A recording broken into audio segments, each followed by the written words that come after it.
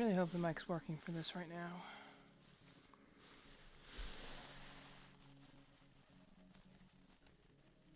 Alright, looks like the mic is working. That's good. Don't imagine it's gonna be a long stream. My throat is just raw right now. I'm still trying to get over this stupid cold. In addition to everything else. Would you believe me if I said that, like, because of this game, I'm literally, like, my heart is racing right now because of how much now I have a weird feedback on my voice right now, not because of, like, anything, but just because my, ears are weird right now, so what we're gonna do right now, I'm gonna start out just kind of getting, I hope I don't have any weird feedback coming up off my microphone. I wouldn't be able to tell anyway. There'll have to be something in the chat that somebody will have to let me know, but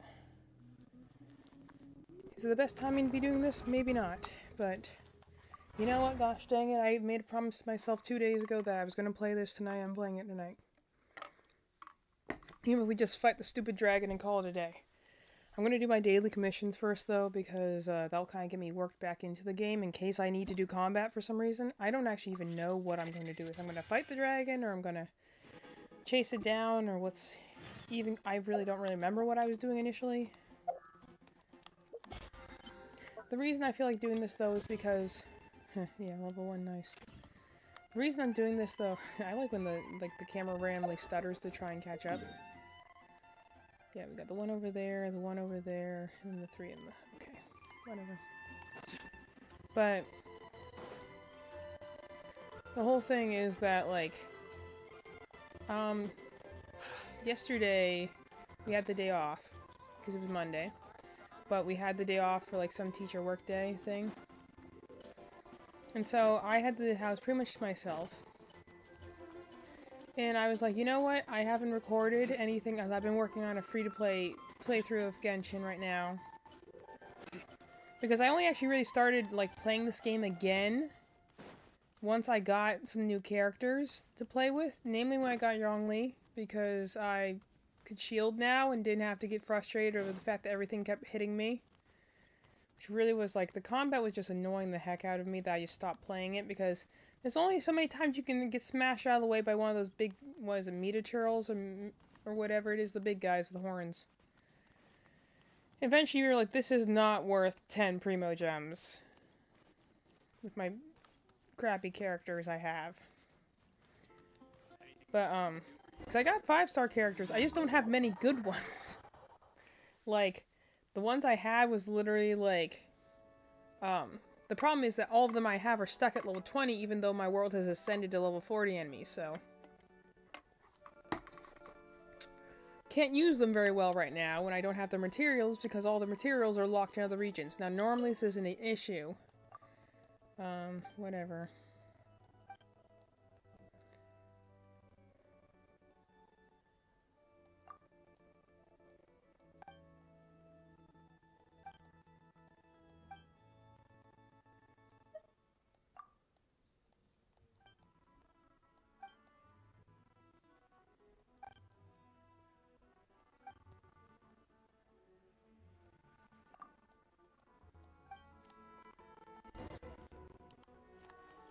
Yeah, I'm off to fight a Rune Guard, because why not? Those also were a lot harder to fight before. Also, I like, they're still drawing the feed. They're not good people, you know. You see how arrogant you are, do want to become like them? Let me speak again about... Again, we're going to go through this with the intention of trying to be positive. And trying to... Again, before I start ranting about Paimon for a moment, let me first mention why I'm playing this game. So... Like, I don't even need to be on foot. I'm just going to teleport to where I need to go. But, so I was... Oh, it's raining. It's raining again.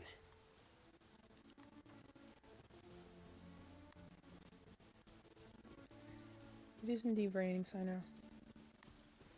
That also makes you stronger right now, so...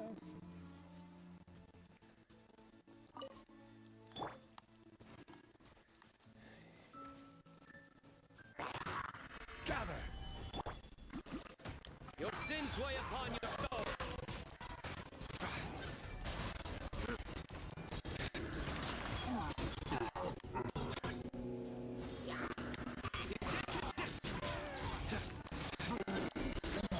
And it's just do.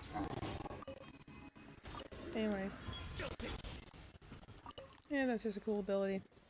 It's one of those things that I'm like, see, I like the characters that I don't really care if they're good or not, or like they're very powerful. I just want them to have cool abilities. And I'm like, I don't know if Cyno's a good character or not, but I think his attack patterns are really cool looking. Don't know what the heck they have to do with anything. Why, I assume there's some sort of like judgment position he's in. I know he's supposed to be like law enforcement or something for the region he's from. But I'm like, I don't get why he has this whole connection with like Anubis apparently, which, you know, Egyptian mythology, if I remember correctly, is like the judge of the dead. You know, like at the end of your life, like that Anubis is supposed to like judge your soul or something like that. Anyway, so Monday I had off because we had a teacher work day. So I'm like, you know what? I'm gonna go record a little Genshin Impact because I want to try and catch up with it. So I've been playing my free-to-play. Where is that? It's probably that one over there. All right, fine. So I was like, I'm going to Eventually illuminate every hidden corner.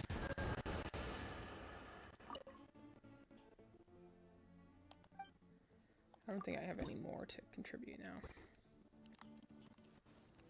I'll look up a map at some point here if I really need to figure out where the rest of the Animalculae are, but just not been doing a lot of exploring lately. Because, you know, it's fun to explore, but like when you don't have very strong characters, especially in the beginning, and you're still trying to figure out like how to do combat, how to like navigate the world, why you keep getting killed by things, it's a little more difficult. The biggest thing that I found out though, yeah, you don't need to dive in there, dude. We're just going across. But, okay, it's over here.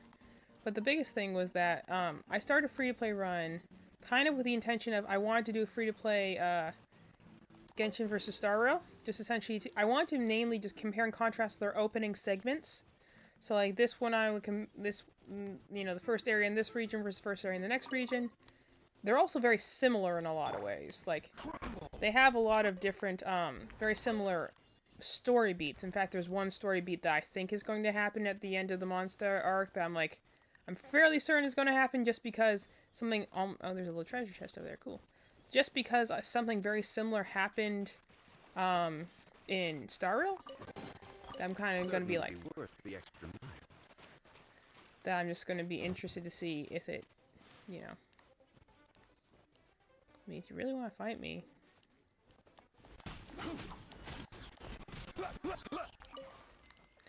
But, I'm going this way. And, of course, it's above me. Alright. But, so the whole idea was I want to compare the two of them. Not necessarily in, like, even like oh, Star Rail's way better than Genshin. It's like, no, I just want to compare the fact that the two games are actually, you know, obviously similar, you know, same company, similar, they have a lot of similarities. But also just why I think the tutorial area in Star Rail just does a better job of, like, showing you the world. Not to say necessarily that on a baseline one game is better than the other. Obviously, it comes down to what you prefer. Like, I talked to one of my friends who, like, really likes this game, and she's like, she just likes the open world aspect of it. I'm like, well, yeah, that's what you're there for, then that's good. But I'm like, I like Star Rail because I like the turn-based combat of it. But in terms of world building for these two worlds, one of them feels a lot more thought out than the other. I've mentioned before how the dialogue in this region is kind of weird. It doesn't quite feel thought out, and that's kind of weird. So anyway, when I was like playing it, I'm just like, this is kind of strange.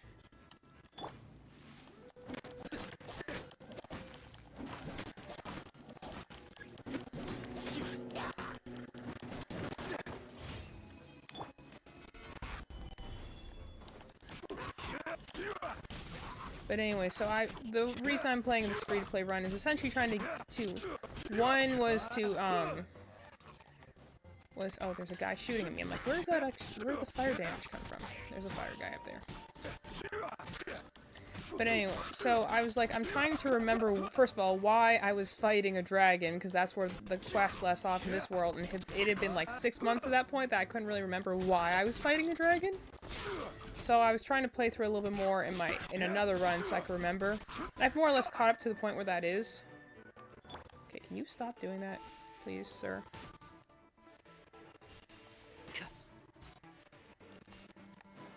But,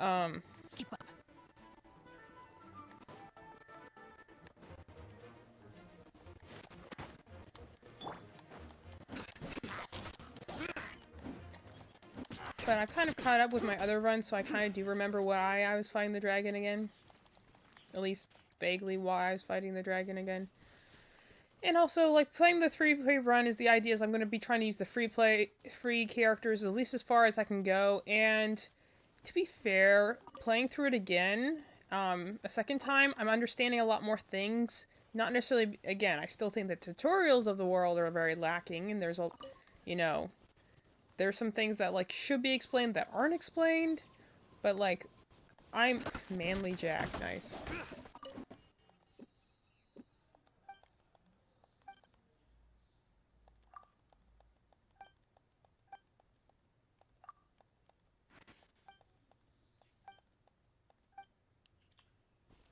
I just want to pick up the fruits that are around here.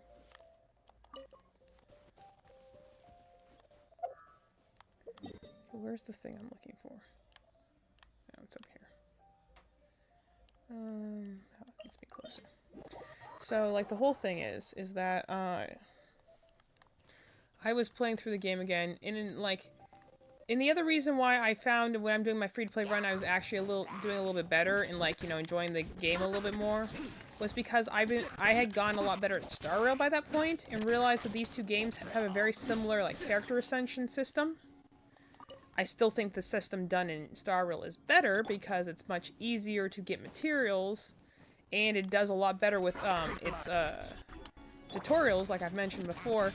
But then I was like, okay, if I've almost ascended most of my characters, like, you know, like, I have like 20 characters in Star Rail, and I've almost ascended them all to level 80 at this point. So I know much better how to level characters in that game, how you know, to upgrade their abilities, how to upgrade their weapons and stuff like that. And while I do think that Genshin really could use with an update in some areas, especially in the first area, there's definitely some stuff that they really should just quality of life update.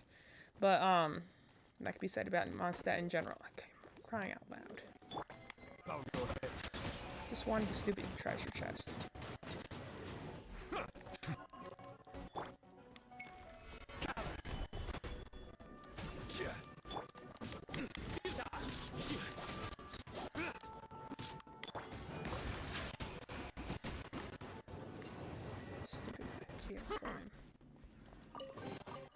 Is it what you wish to find?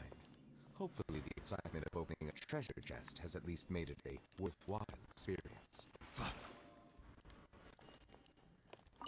I also didn't realize that those, like, different elemental flowers around you could, you know, do, like, essentially from wandering around the worlds more with more characters than I initially had. I started learning more things, and I actually wanted to wander around because they're characters I like, who I think are cool and have cool voice lines.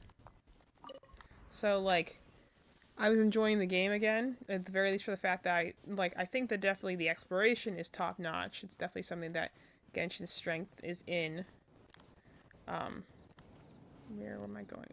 I'm going up. Okay. But, like, essentially I was able to transfer a lot of the knowledge I had from Star Rail over to try and, like, understand Genshin's, like, character leveling system a little bit better. And, you know, that did help. It also helped my characters get a little stronger. And also, there were just some things that, like, because they were never explained in tutorials, or that I just somehow missed where the tutorial was, there were some things I just didn't understand initially about the world, and I'm like, oh, that's why that is. Alrighty. Okay.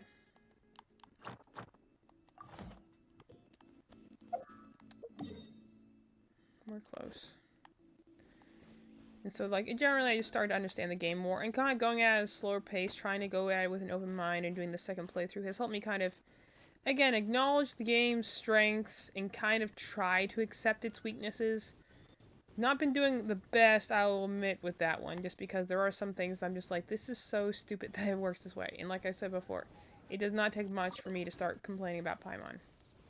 Namely, like, on one hand, she'll be like, the Fatui are horrible, evil people, and yet at the same time, you'll be in a conversation like, who are the Fatui? I'm like, you literally just talked about them in a different conversation we had, like, 2 seconds ago. Are you an idiot, or what? Like, she's just, I don't know what to do. She frustrates me because she's not, like, entirely a child, but also not entirely mature either. She kind of flip-flops between the two of them, which is kind of the problem with Genshin's storytelling in general. I think Paimon kind of, like, embodies the problem I find with Genshin storytelling, at least in Mondstadt. I don't know if it gets better after this. Or, more aptly, if it gets significantly better after this one. But, like, the problem I have, namely with Mondstadt storytelling, is that it has a lot of potential. There are some interesting things here. However, it doesn't know which tone it wants to... No, it doesn't know if it wants to be, like, a kid's game, so Pokemon-level storytelling, aka, go fight the thing, and go beat the bad guy, and we're not going to get really deep into any sort of, like, bigger themes than just, you know, I'm a hero, nameless hero, going and saving the people, which is fine, if you want to do that. You're also not reaching very high, but that's fine if that's what you want to do. But at other times, it also tries to have some urgency, have some darker themes, have some, you know, some moments of intensity. And then Paimon starts talking again, and then literally all of the, like, the weight and gravitas of a scene is gone. Like, I remember the one scene I just went through recently in my free-to-play run, is like a scene with, like, when you give the lyre back to Venti in the bar, and then, you know, like... Oh, I have to fight one of those things. Yeah, I'd rather go fight this thing. I don't like the other ones because you have to shoot them from up high. And while I have gotten a lot better with archer characters recently because I've had to use Amber a lot in my free-to-play run since she's the only fire character I have. There's still not a type of character I really like a whole lot. If I had to say, probably the characters I prefer most would be the Okay, really, dude?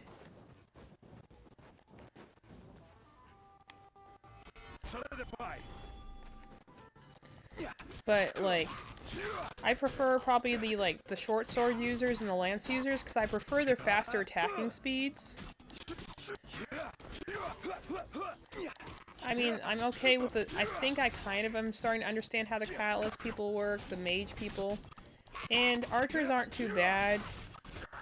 They're just, you know, it really depends on what their elemental skill is. So, like, I don't like, I figured out a little bit how to use Lisa, and I like using Neuvillette, but I'm like, I don't really like the Catalyst users at all.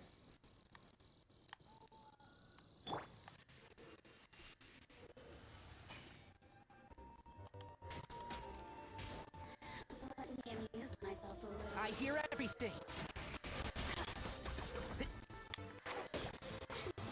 Settle down.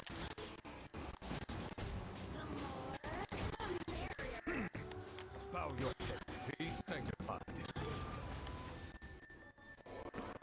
Also, I just don't care for the, you know, the combat style that is literally just mash the buttons till the thing dies.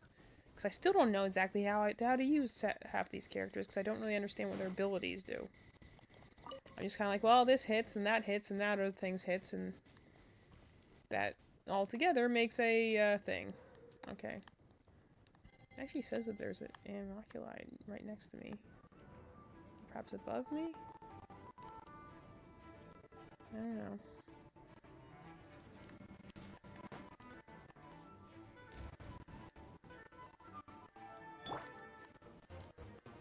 Oh, there's two of them down there. Alright.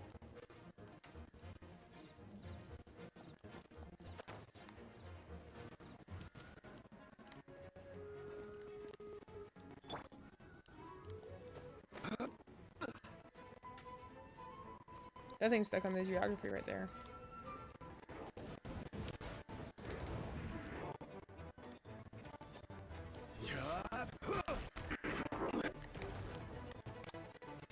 Stay Nice.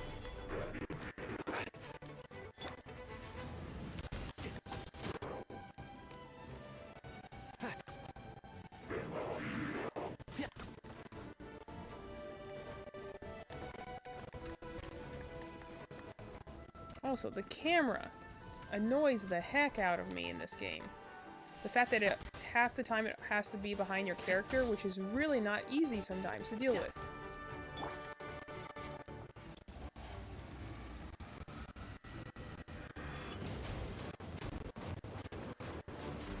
Settle down.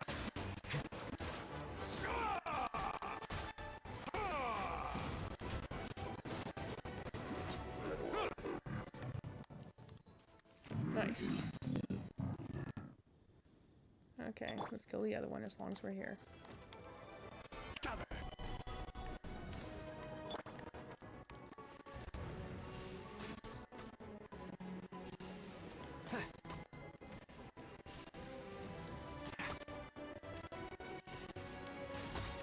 There it is.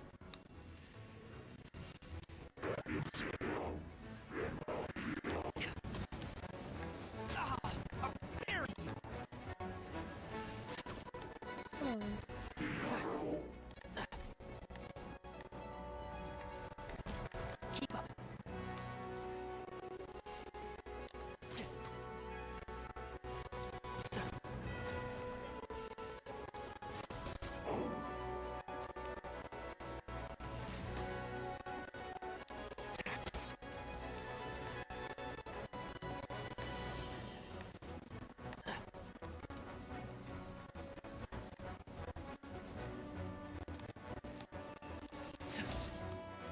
There you are. Silence.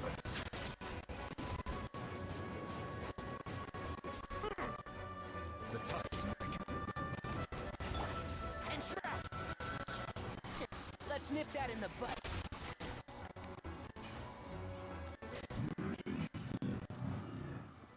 Nice. Again, I figured out how to shoot those things in the better just because I've had to get better at using bow characters in my free-to-play run. So, guys, where was I? Anyway, Right. so point being, I've kind of gotten a little bit better with essentially trying to let this game be what it is. But like the biggest issue I have is the tone's just weird sometimes in this game. Like, one hand, you feel like they're trying to go for something deep and kind of important and emotional here, and then Paimon opens her mouth and says literally anything, and it completely removes all the tension in the scene. Like, the one scene that they have with Val Venti in the bar, and he's getting his lyre back, and he's kind of being cheeky, because that's the way he is. He's a bard, for crying out loud. That's kind of their thing. They're supposed to be the comedic character. They're like the fool, you know, in a Shakespeare thing. They know way more than they're letting on, but because they like to goof around, you don't take them seriously, and that's kind of the whole point. And the fact that, you know, the whole time Paimon's arguing with him, and you're like, is this necessary right now? We're kind of trying to talk about a dragon attack, and no, she's busy giving him a stupid nickname. I'm like, yeah, at the same time, we're supposed to also consider that Paimons are supposed to be our friend or whatever, and that, you know, she actually is not a 2-year-old. Like, they cannot decide whether she's supposed to be smart or whether she's, like, you know, supposed to have more knowledge that she lets on, and apparently she's supposed to actually be your friend or something like that you've known for, like, last few months or whatever, and I'm just like, you are so annoying. Why do I let you follow me around? Just because she has the dumbest comments to make sometimes. Like, now, when she's going and heckling, like, Diluc for being, like, kind of an edgelord, sure, that's funny. Especially when it's nothing, like, it's not in the middle of a big conversation, it's just us hanging out, and him being, like, more serious than he explicitly needs to be. Sure, then, that's funny. That's fine. I'm okay with that. Solidify. But, like, when we're trying to have, like, a deeper conversation here, and her... Okay, really, the frozen state there is really annoying.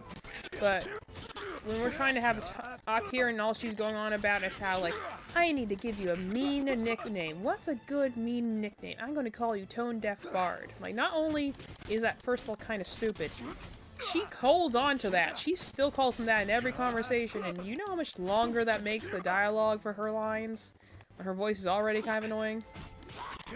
I brought up before that there's a character a lot like Paimon in Star Rail. They have their, first of all, they have their, they have their mascot character, Pom Pom, who's the one who talks in the third person like Paimon does. In kind of like the little mascot character. But they also have the character March 7th, who is very similar in personality to Paimon. However, they, you know, first of all, have a reason for why she is, but also, she never suddenly becomes more mature. She always will act kind of that immature, childish way. But even then, like, when the moment is serious, she knows to get serious. It's not, you know, like, constantly has to make a joke for its own expense. It's kind of, what is it, Bathos, I believe?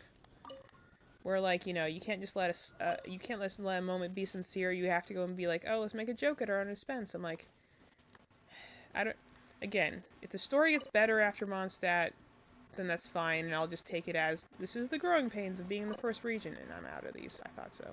I'll have to go get some more of this. I also just literally found out where to get those key things, because they don't tell you where those are at. And yeah, I get open world game you're supposed to explore, but also to some extent, I don't know, give me a little direction on what some of these items do. Okay, I think I'm... go back to that guy. But, it just means that, like, you know, I want to have, like... It's like, that's my biggest issue that so far I've had in this region, at least.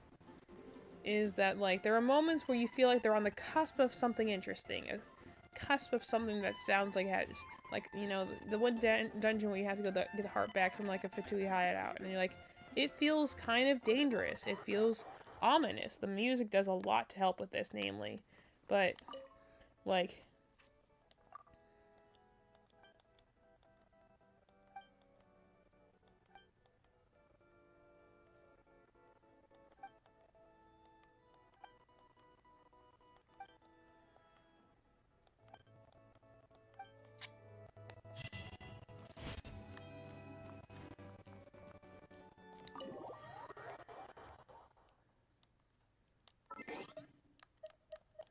I don't know what I just got an achievement for, but whatever.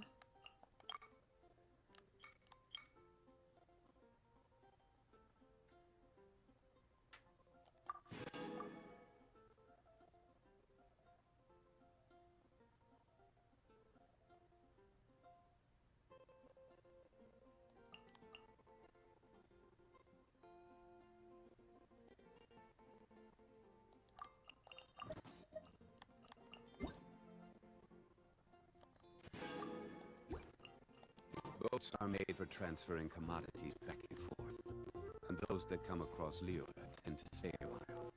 So it is where many things come to settle.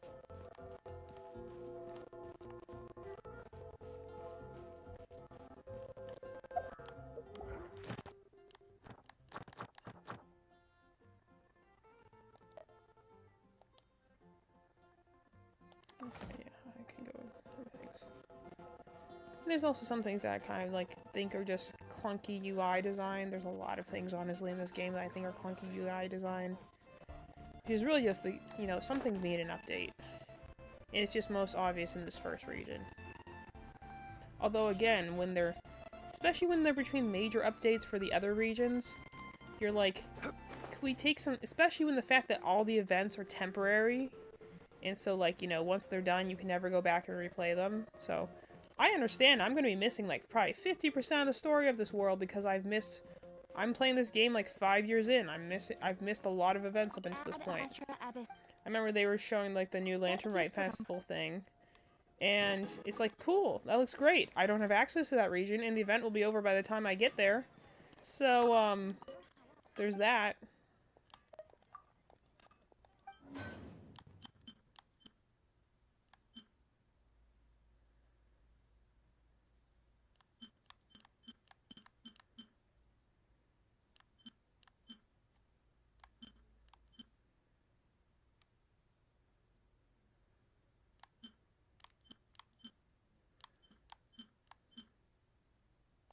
Oh, that reminds me. Something else. I was reminded that I haven't been doing. Add Astra at a... I really, that that line gets annoying after a while.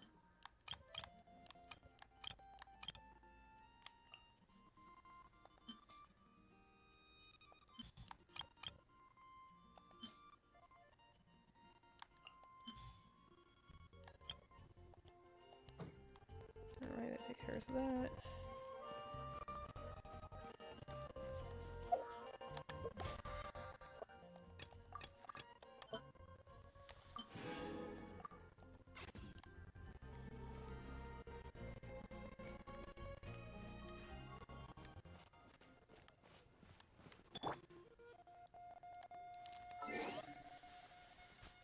Anyway, point being is that I'm trying to like this game, but first of all, this little pixie on my loading screen right now, I'm like, I don't know why you're annoying. You don't have to be this annoying. You undercut the tension of literally any scene you're in. And it probably is only made worse because the Traveler doesn't talk. Not to mention their dialogue lines don't give you much in the way of personality. Which again, I just contrast this very strongly with like the Trailblazer in Star Rail. Has a very distinct personality. You can tell from all the dialogue, because there's also a lot more complicated dialogue options in Star Rail. Like, they matter more, they have a lot more, like, expressiveness. And the Trailblazer clearly has a very distinct personality, considering they're, like, you know, have this, like, whole, like, Trash Raccoon vibes. Couldn't tell you what the personality is of the Traveler, to be honest, besides mysterious person from another world. Maybe has some hero vibes.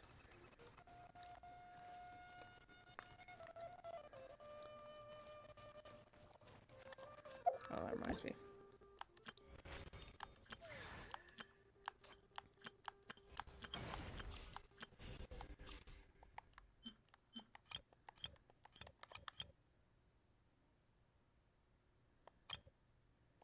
What is with all the children they have in this game? There's like 9 like little girl characters, and it kind of like there's one there and there's one there. And, like, it kind of weirds me out a little bit. Not gonna lie. As a straight up like dog person, I guess.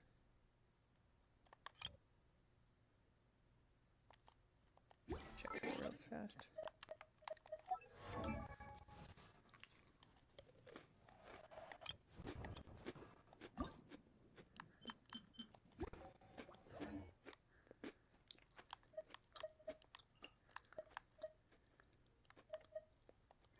Fine. Do the trial things just because it gives me resources I don't have access to yet. And also I'm just putting off fighting the dragon. You know the real reason I like have not completed the boss in Mondstadt? Initially it was because I couldn't really remember why I was fighting it. And I felt like for an important boss fight, yeah, I'm not even gonna read what your things are. Okay, catalyst person, fine.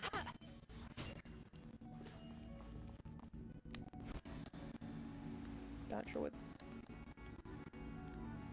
Oh, so it's like a dash ability. Okay.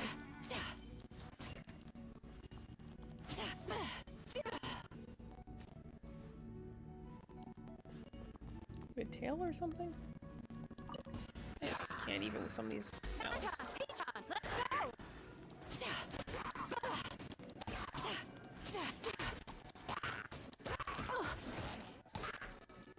Ready, steady, go!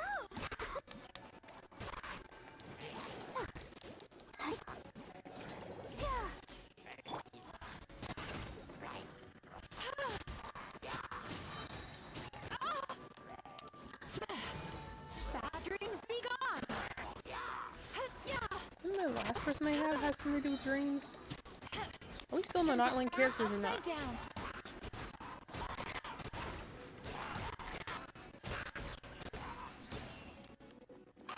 I can't even remember.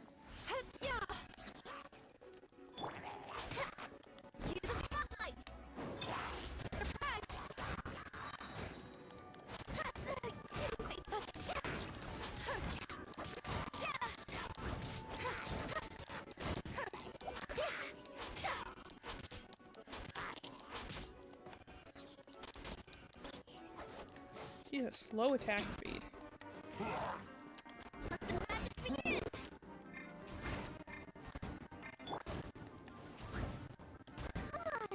We can do it. Oh, protect us.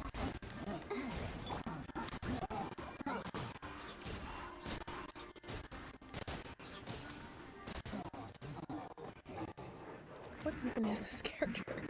I don't even know. Like, this is something that kind of bothers me a little bit more about this game when I'm looking at, like, you know, because I still do watch. Like, I have the Hoyo app. I'm still keeping an eye on the new characters. But, like, I go watch a new character from Star Rail, and they're all pretty strongly themed after each of their individual worlds. So usually you can tell at a glance what, like, world someone is supposed to be from, because the worlds are all distinctly different. Like, they're even of different time and technology eras. And usually their names aren't too crazy to, like, you know, try and figure out. But I go into this game, and I look at a character, and I'd be like, what the heck are you even supposed to be? Where, like, this Fontaine character definitely looks water-themed, but, like, some of the other ones I look at, I'm just like, what the heck are you even supposed to be? He might be a little bit. That's kinda cute. I'll give her that.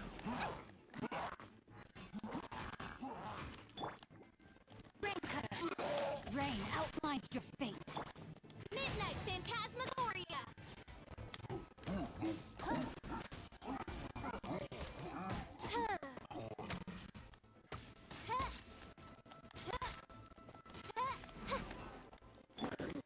Wibbly wobbly.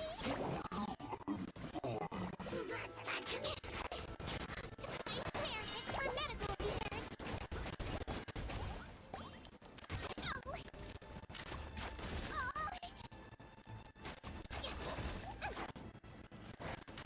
Oh, you're a bow person. I was trying to figure out how why you were fighting.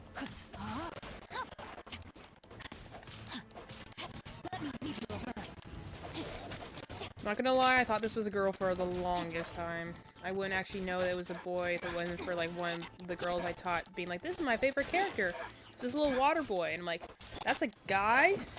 What is with there being so many guys in this world that are just look and sound like little girls? What the heck, man?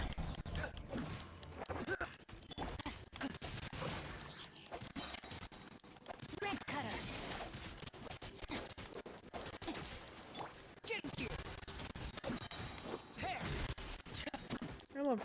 I love button.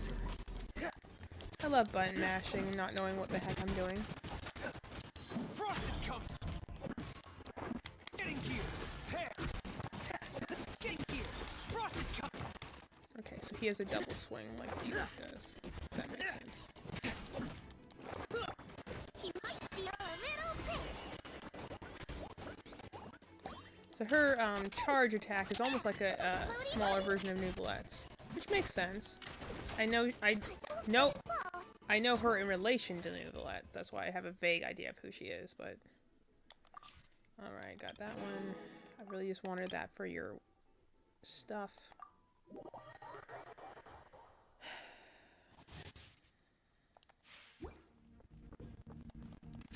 And why are there so many freaking bow characters in this game? Like, what even?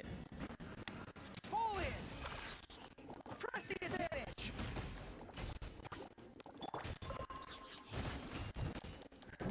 Must leave no stone unturned. Yeah. Yeah. Yeah.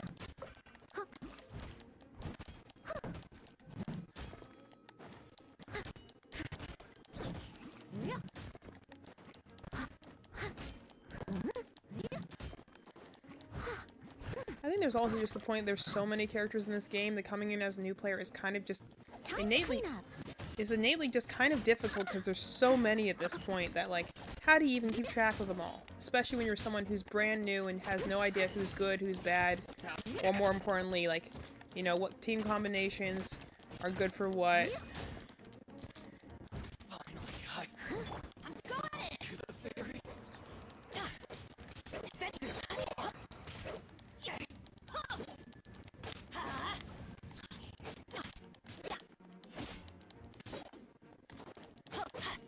I think the only thing I know about this guy is I think he's supposed to be like really unlucky or something. Can't. That's alright. Teamwork is dreamwork. As a beautiful maid woman, leave it up to me.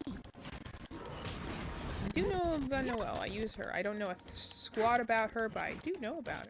I use her, so that's something. Everyone on me!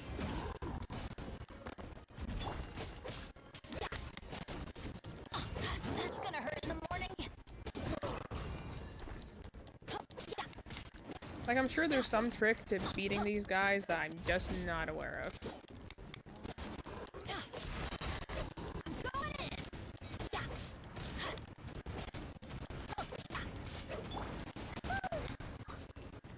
Steady as stone.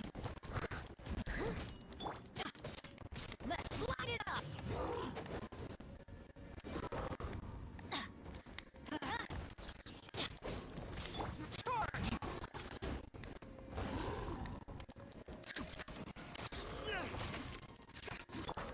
Teamwork is dreamwork. Off we go.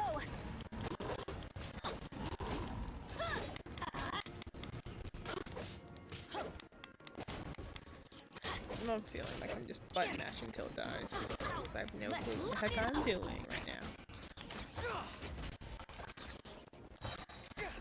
I'm guessing he's like a Geo Surge person because it looks like he's doing like charging up the Geo people faster.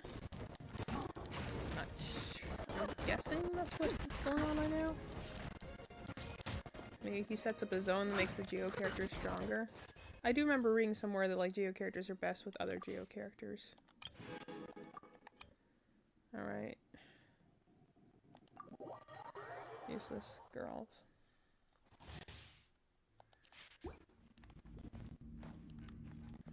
Should be like a Tanuki or something.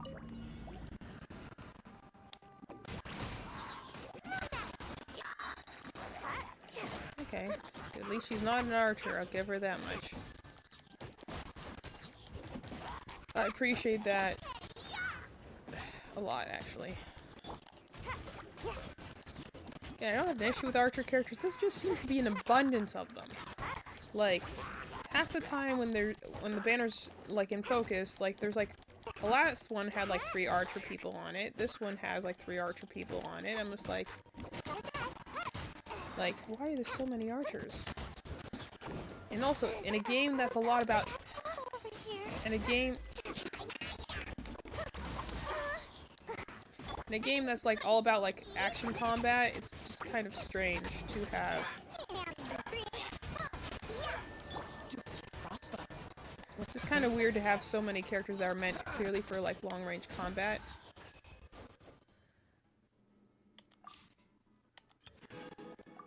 Alright. I love being hit by things when I'm technically not in battle anymore. Alright, that was really just to get some more resources for areas that I do not have.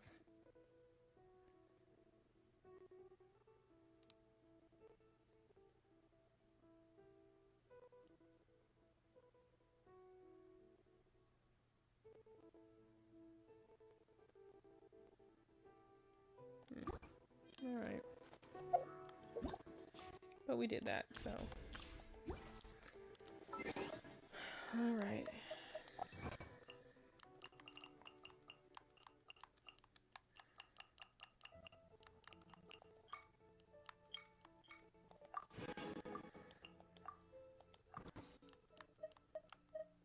Good. No, you.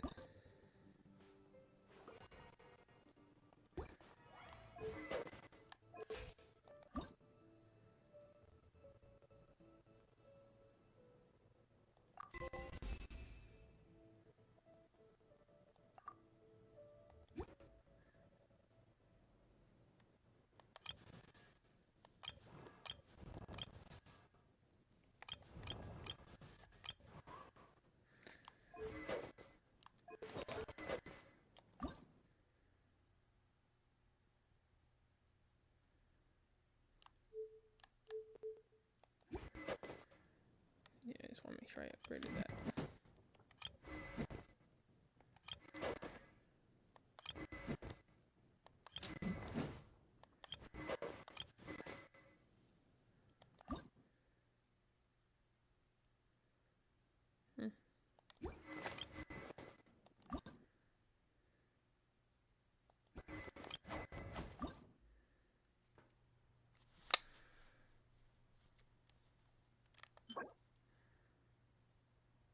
Of course, it's something else anyway. Why is it always for the characters that actually... I do also like that every character summons their weapon a little bit differently.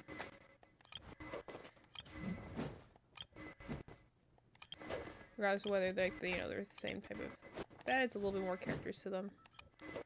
These two are stuck where they're at just because I don't have their materials yet.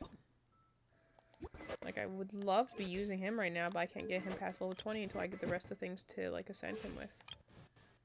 So I'm missing, his stuff. Hey. It's unfortunate.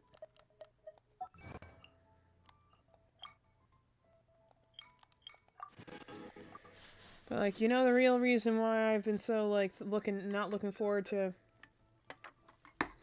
Well, I'm stuck in the first area, and I've said I've been stuck in the first area, and I don't really want to go into the first area, is entirely because I'm afraid of, like, you ever, like, dread playing a game because you're afraid, like, you have this certain image in your mind of what it could be, and you're afraid that it's not going to meet your expectations? That's kind of where I sit right now with this game, to be entirely honest, is that, like, after I finish this region, I go to Liyue next, I know that.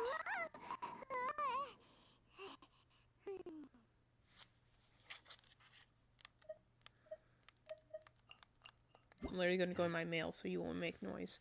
But, like, I was told that things get better after Mondstadt. The Mondstadt's not very good. Just because the first region and they never went back to update it and, like, just fill it out a little bit. Make the audio sounds less, the dialogue sound less weird. But, like, the biggest issue is that, like, they say it gets better. And I hope it does. But also at the same time, I also know that a lot of people think the story didn't really get good until the 4th region. So, knowing the next region, like I said before, I've, since this game came out and I first saw him in a trailer, and then in many fan comics, I, like, Zhongli was my favorite character, because I love his outfit, I liked his vibes, I know the basics of his character, which I think are really cool. Love me an old, tired, immortal trope that's also like a dragon, I was also kind of like the kind of, those, like, earthy tone sort of things that you have that are... make me think very, like, Time Guardian, steampunk-ish vibes. And so, like, this is a character I really, really like. I've read a lot of fanfiction for. I've read a lot of fan comics for. You have, like, a headcanon of the character. If you haven't played the game, then you have kind of, like, you get a osmosis knowledge from interacting with the fandom. And that's how I've essentially interacted with Genshin Impact for, like, the last 2.5 years. Maybe 3 years, actually, now.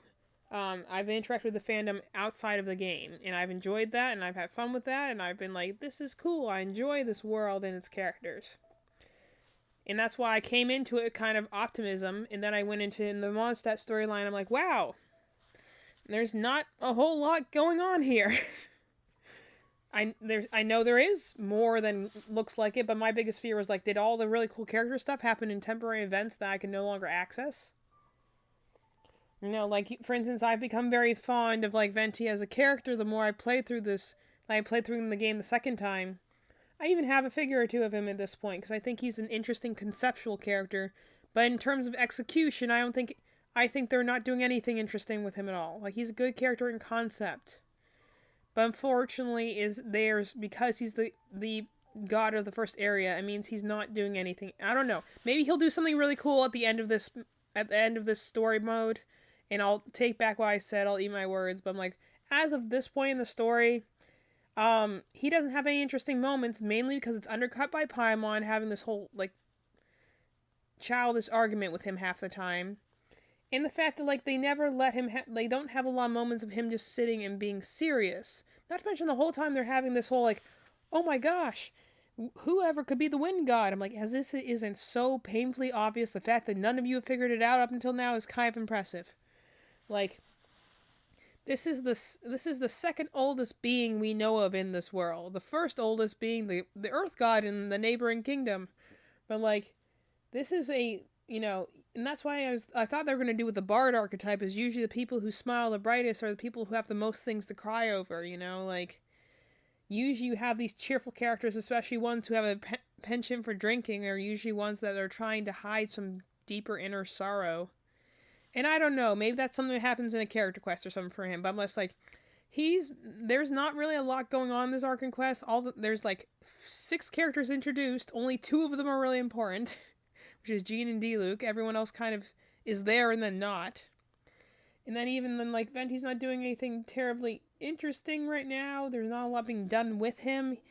Like, this would be at the very least, a very powerful character, even if you're not going to make him wise. He's not really doing anything in the freaking wind area. So he's a character I like conceptually. But I'm like, compared to what I know they do with some of the Archon quests later on, it's kind of like, man, it sucks to show up in the first region because you don't do anything. And granted, if he does something very cool after I fight this dragon, I'll give him a pass. But I'm just very nervous to go and beat Mondstadt, continue playing the game, head into Liyue, and then, like I've said, Zhongli is my favorite character in this game. I would hate, and I would literally just stop playing the game full straight up.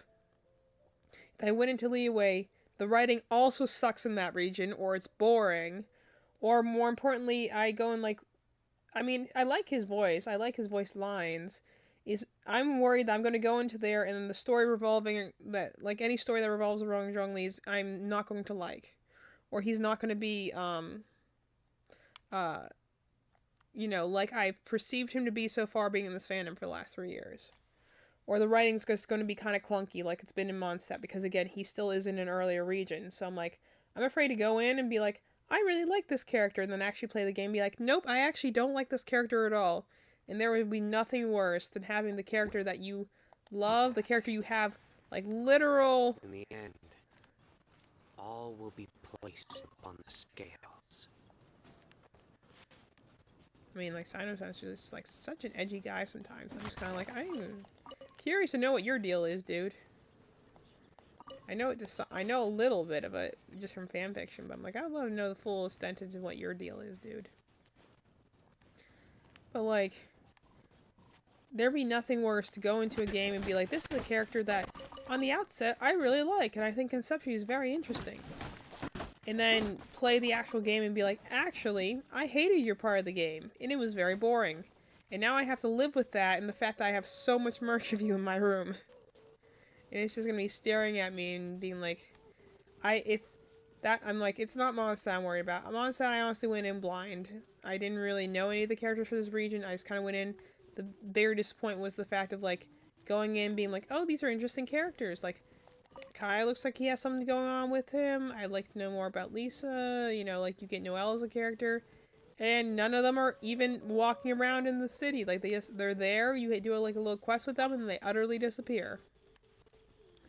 And you're just kind of like, oh, we're having this whole big, thing happening with Storm Terror, but all the other knights just disappear into the ether, I guess. It just was like, I guess, after playing Star Rail, even in the tutorial area of that game, the story is actually pretty strong right off the start. Because it's more JRPG, like, well, this is open world, so it means there's a lot more dialogue. But the dialogue, I think, is very well done. They have a good dynamic cast of characters from the get-go with the Express crew. But even then, the first area you have with, like, the space station, and even the first world you visit... That's a cryo slime. I'm like, what the heck is that?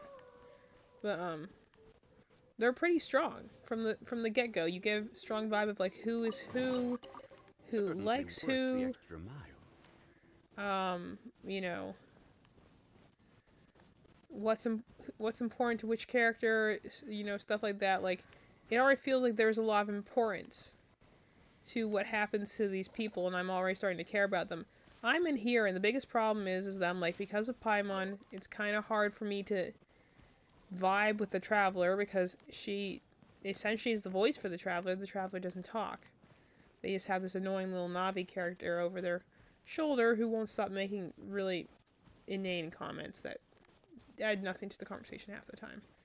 Not to mention, half the time the characters are talking to Paimon, not to me. They're like, they'll say Traveler, but they're really talking to Paimon. That's just kind of annoying.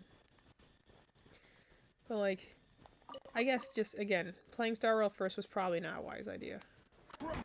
But I honestly went into Star Rail blind, just literally wanting to play it like I'm playing Genshin Impact now, where I'm like, I just literally intended to turn the game on, get through the first area, and then just grind resources.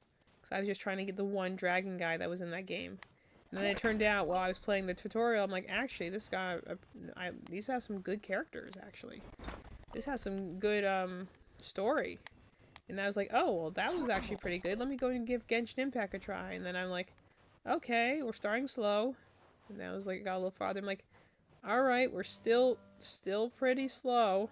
And then you just get to the point where, like, okay, we're literally about to fight a dragon now, and not a whole lot has happened. Alright, I don't know if we're ever going to pick up speed at this rate. Anyway.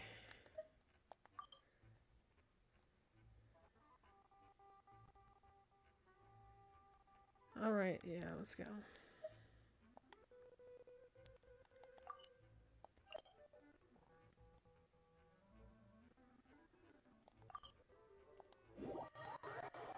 I've put it off for long enough. Let's go fight the dragon.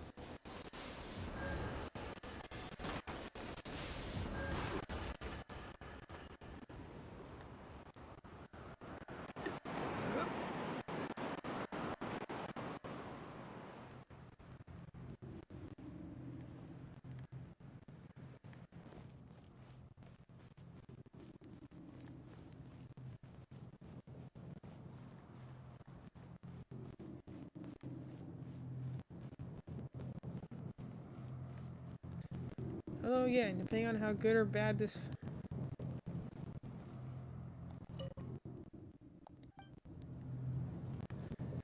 Depending on how good or bad this fight is... This might be all I'm doing tonight. I might just rage. But I'm doing it tonight. We're gonna get this, we're gonna finish this.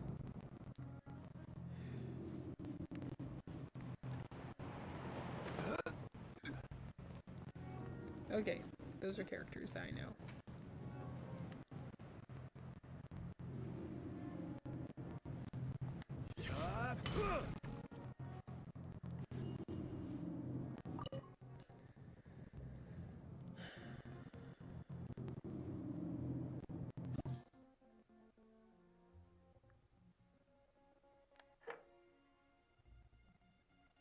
Oh, that's where you get those ascension materials from. I was wondering. Alright, good to know.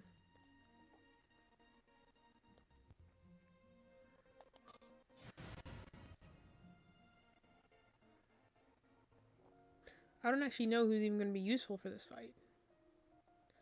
I assume I'm going to need someone who can shoot him.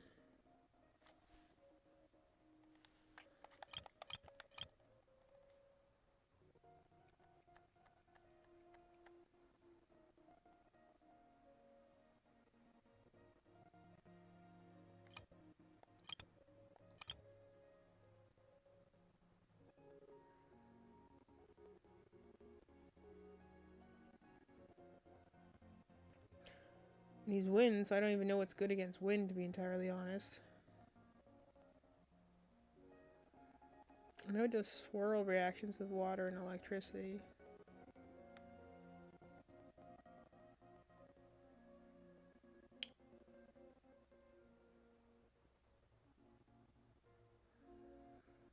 I don't know, I guess I'm gonna go with this.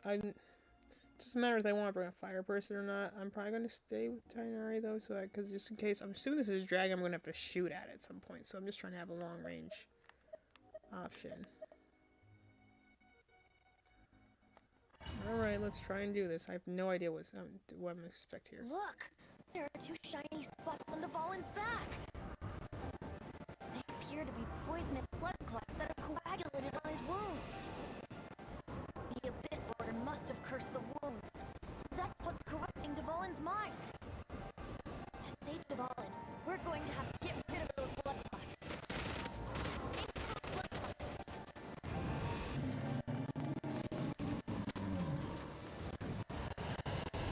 No great aiming things or what I'm not well good at.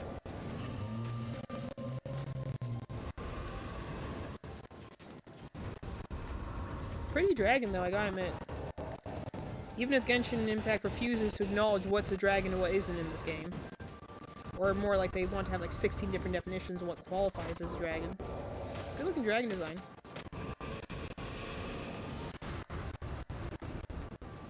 Dvalin's getting away. I'm familiar with his tactics. Just hold on a bit longer.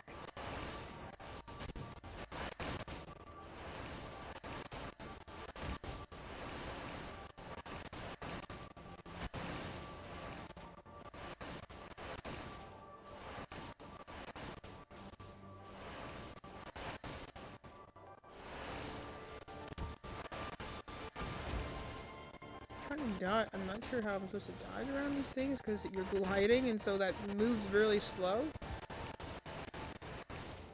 Because you know everyone. Extracting condense the pure animal from the shots being fired. Shattering them will create a calibration currents. Also, I just realized. Where they will appear, so keep your eyes peeled. Also, I like the fact that I just realized when I was playing Star Rail, like Venti's voice sounded familiar, and I was trying to figure out why. I'm like, oh, he's a character I actually use quite a lot in Star Rail. Like that lady does another character I used a lot in that game. Like, why does you sound so familiar? I'm like, oh, because you're Venti's voice. That's why.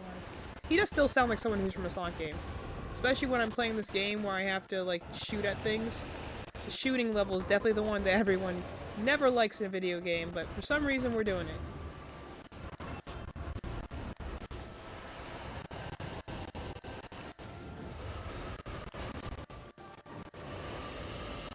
Trying to direct yourself while gliding and dodging while gliding is not best on a controller.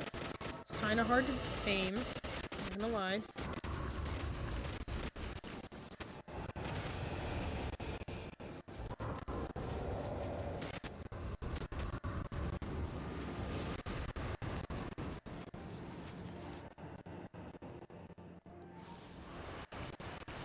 Because when you glide, you don't move particularly fast, so it's kind of hard to dodge these things.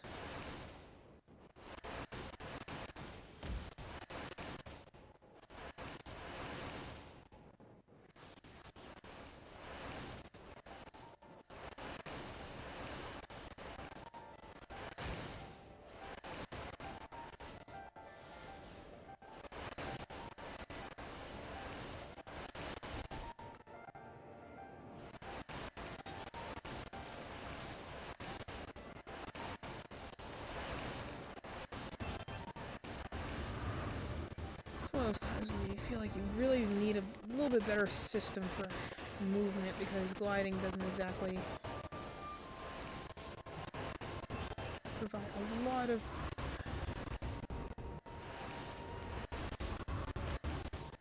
movement. I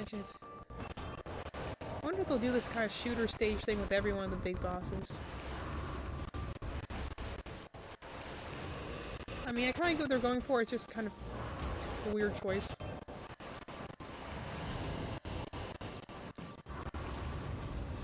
I don't even know if I'm dodging these things half the time, to be honestly.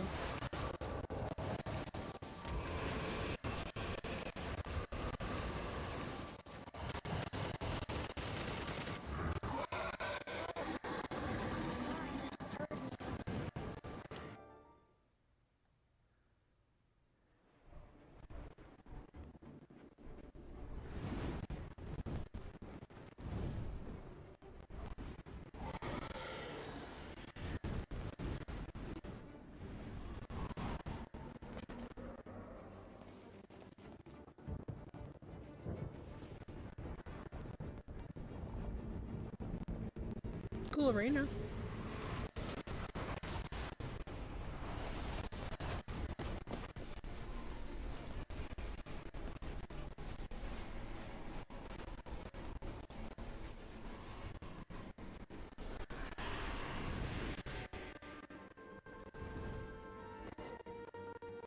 we can fight Dvalin on equal grounds.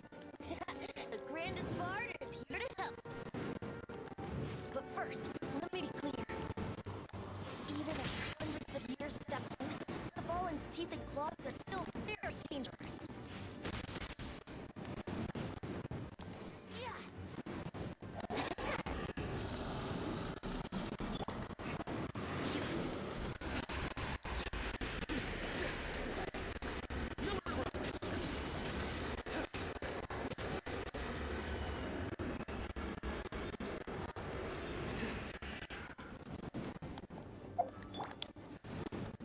Do you like that they at least let you use Venti here? Aim for the tainted blood clot on his neck. I didn't realize I could climb him. That's all. That's an option.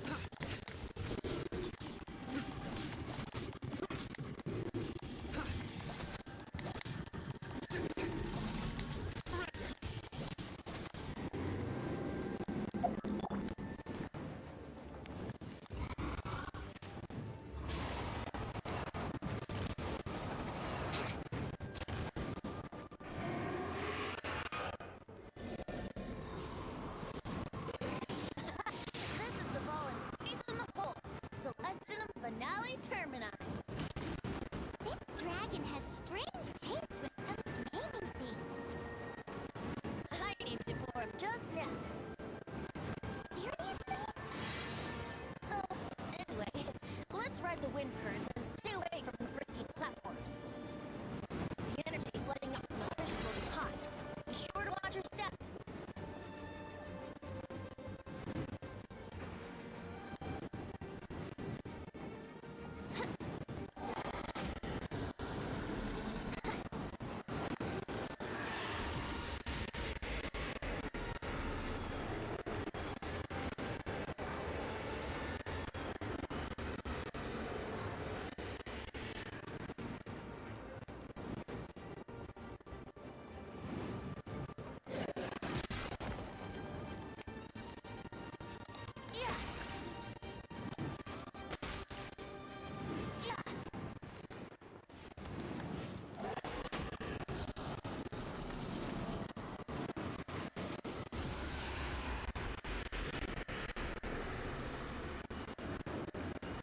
Fortunately, because I'm not the best at the combat in this game, this is kind of hard to, like, even when you're using a trial character that hypothetically should be helping you a lot in this fight, I'm still not very good with bow characters. Stabilize.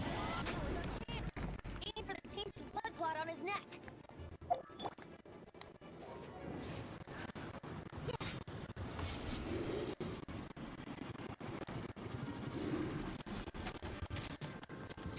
Yeah.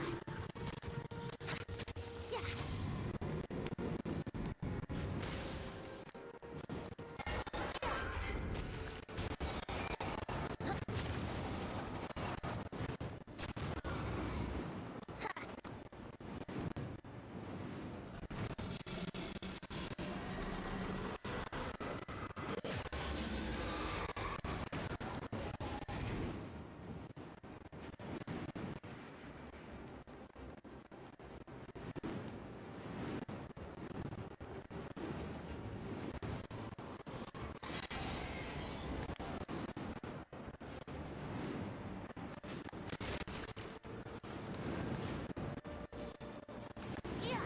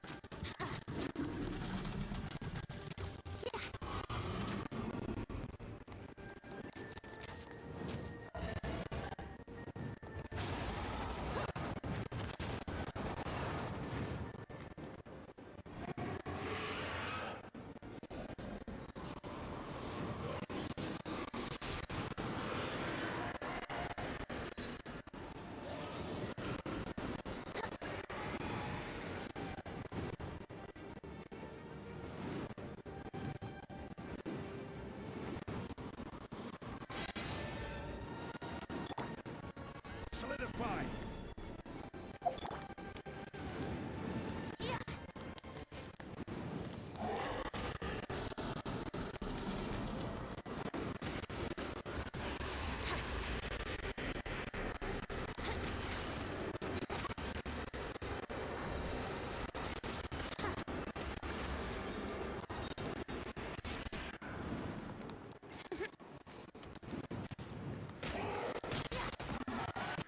Chance! Aim for the tainted blood clot on his neck. I like the fact that we're like.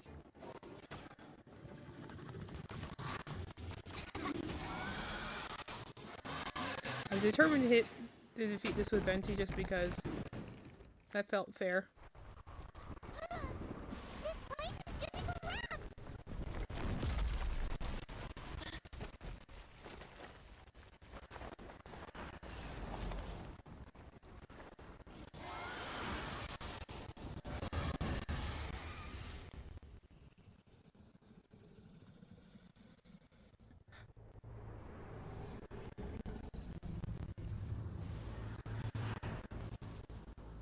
It's been a while since we flew like this together. How Dvalin? Just now. Why? Why did you not ask me to protect you like the last time? You're not wanting you to listen to the Abyss Order. Doesn't mean that you have to listen to me. Freedom, if demanded of you by an Archon, is really no freedom at all.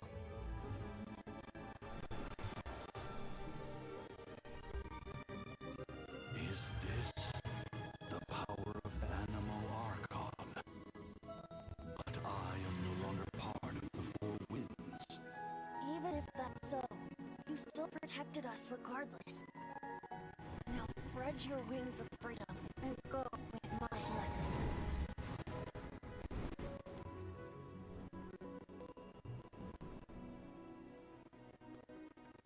And so, the Storm Terror threat was quelled. I clarified the misunderstanding to the citizens of Mondstadt and let them know that they are safe. To them, it seems Storm Terror attacked Mondstadt out of nowhere and vanished just as quickly. They must be finding the whole ordeal very confusing. However, winds change their course. Someday, they will blow towards a brighter future.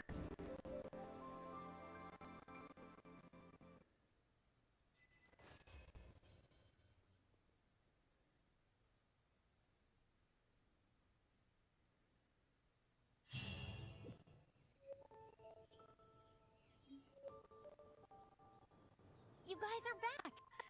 The honorary knight returns triumphant! Yep, we're back from tussling with Dvalin. You just returned yesterday, right? She got back first, and she told us all about your heroic deeds. I wonder if I'll ever get an opportunity like that. That doesn't come into it. You guys deserve all the credit for how you resolved this crisis. When I brought you into the city that day, I was just doing my duty as an outrider. You're welcome. But have you been waiting for us here this whole time? Of course not. Just because I'm not out on the front line doesn't mean I don't have work to do. In fact, I'm dealing with the aftermath of the crisis as we speak. Aftermath? Here? What happened in Mondstadt?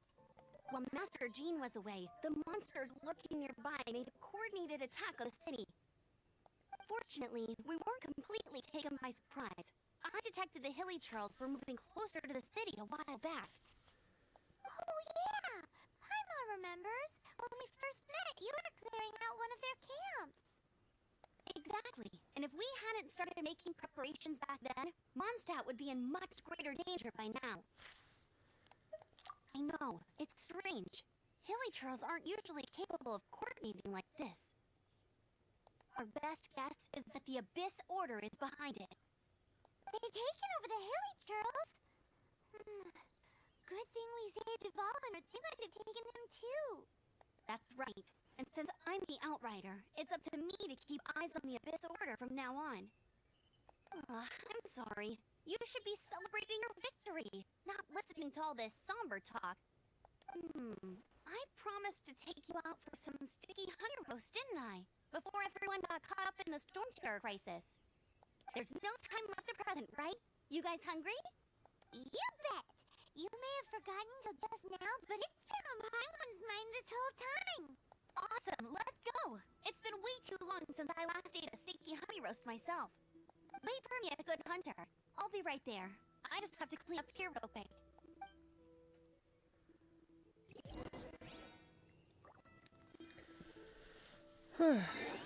Alright, well, we did that.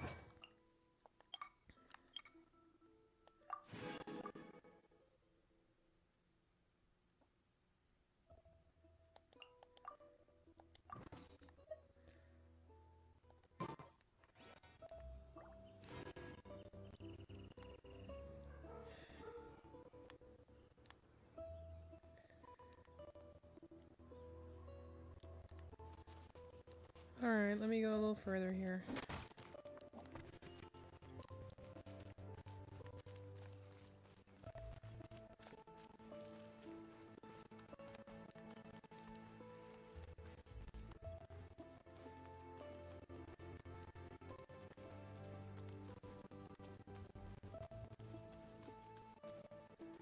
As long as you're here, might as well.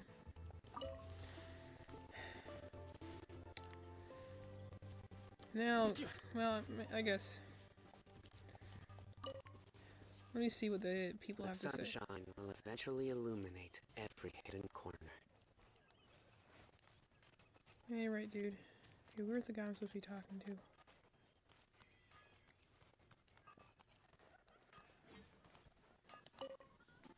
Here we go. This is it. Crisis, danger, the thrill of adventure. Adventurers Guild. Finally, our days of rescuing kittens and finding lost puppies are over. The age of adventure is upon us. Roll up, youngsters. Join the Adventurers Guild today. In this time of great upheaval, we must rally together, take on the dragon, and save our great city of Mondstadt. What? What? This Stone threat is resolved? I missed the acting clanmaster's speech? Stone Terror should have put up more of a fight. We didn't get to join him.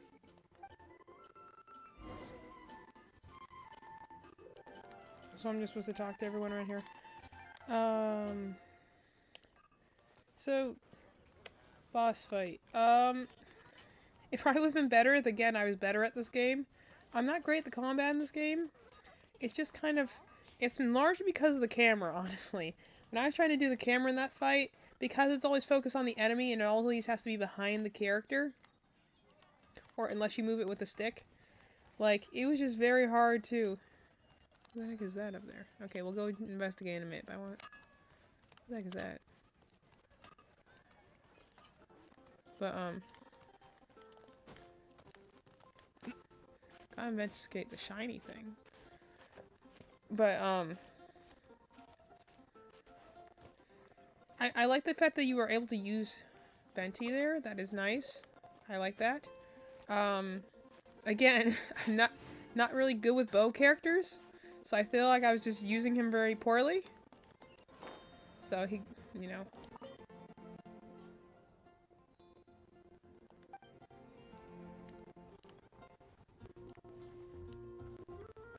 Little thing poking at this, but alright, whatever. But, so I feel like I've got damaged way more. I'm beating this fight with Venti just because he's a trial character right now, but I was like, I'm not using this character right at all. I felt kind of dumb doing it. It wasn't necessarily a hard fight. I did like the cinematicness of it. I don't know how to feel about the ending cutscene, though. I'll be honest. Maybe it's just because I've been out of the loop of what the story quest was about, but I'm like... Again, I feel like there's something cool to be said with Venti. I feel like he's on the cusp of being a cool character. Of a single game, but it's bound to run out sooner or later. Like, but just even then, when he's having like a thing he's trying to say there, and like you're talking to Dvalin, and I feel like there's a bunch of lore of him I just either did not find or just missed or forgot or something along those lines. But okay, what do you have to say, weirdo? Long live the heroes. Thank you. It's finally over. Not to mention, I don't know who any of these people are. Did I meet them at some point? Many trade routes have closed due to the storm terror incident. We can cope for now without fresh fruit and vegetables. But if the wine supply dries up, we're all doomed. I cannot imagine a world without wine. Okay, did I meet I at some hope point? they get the trade routes back up and running soon. Like, to be fair, I do appreciate this moment, granted, because my biggest issue I have with Stormhammer's, like, attack initially is that he attacks and no one seems to care. Like, the state's supposedly in danger, but everyone's just going about this normal life. Now, this sounds a little bit better, because at least people are, like, reacting to, like... So Storm Terror's true identity is Dvalin, one of the Four Winds. We never should have forgotten his past sacrifice for Mondstadt. Every cloud has a silver lining. We're fortunate that our relationship with the Dragon of the East didn't sour past the point. So what happened to the other 3 winds, then, if there were 4 winds? For that, we have you to thank. And Jean for her unfailing devotion. As long as we have the Knights of Favonius, peace and freedom will prevail in Mondstadt.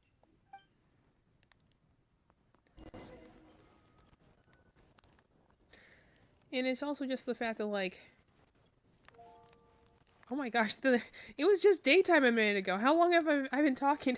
Did the time skip forward each time I spoke to someone?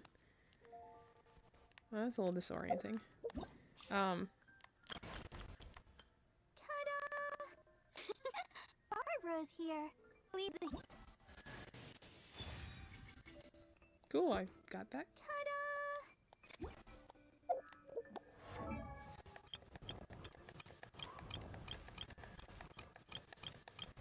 I remember someone telling me that she's good because she has like some sort of healing ability.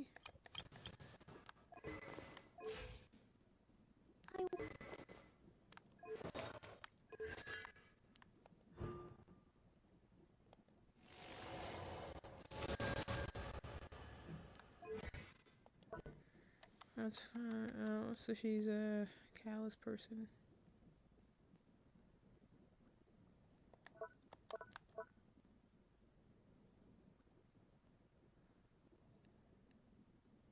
On a hit, her normal attacks heal party members nearby to a certain amount, which... Okay, so she's like a healer. Whenever she attacks, it heals the people in the party. Alright. It's interesting. Her talent heals nearby or large amount. Okay, so she's a healer. Well, it's nice to have... I guess it's nice to have her now. Would have been nice to have her earlier than this. I don't know why she's suddenly unlocked now. Maybe she'll have a quest thing or something.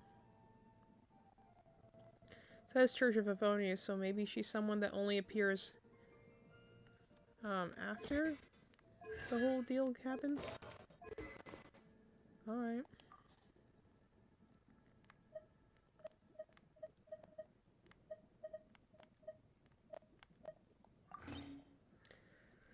But, anyway, so what was I saying?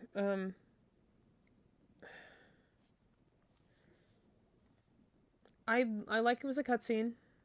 I just feel like I missed something during this quest. Like, I either missed some lore, or I missed a quest, or, like, the whole thing, like, okay, it's good we saved Dvalin. I know a little bit about him. He fought, like, some other dark dragon at some point in the past, but, like, there's this whole, like, implication about the 4 winds. Who were the other 3 winds, I guess? Did they die?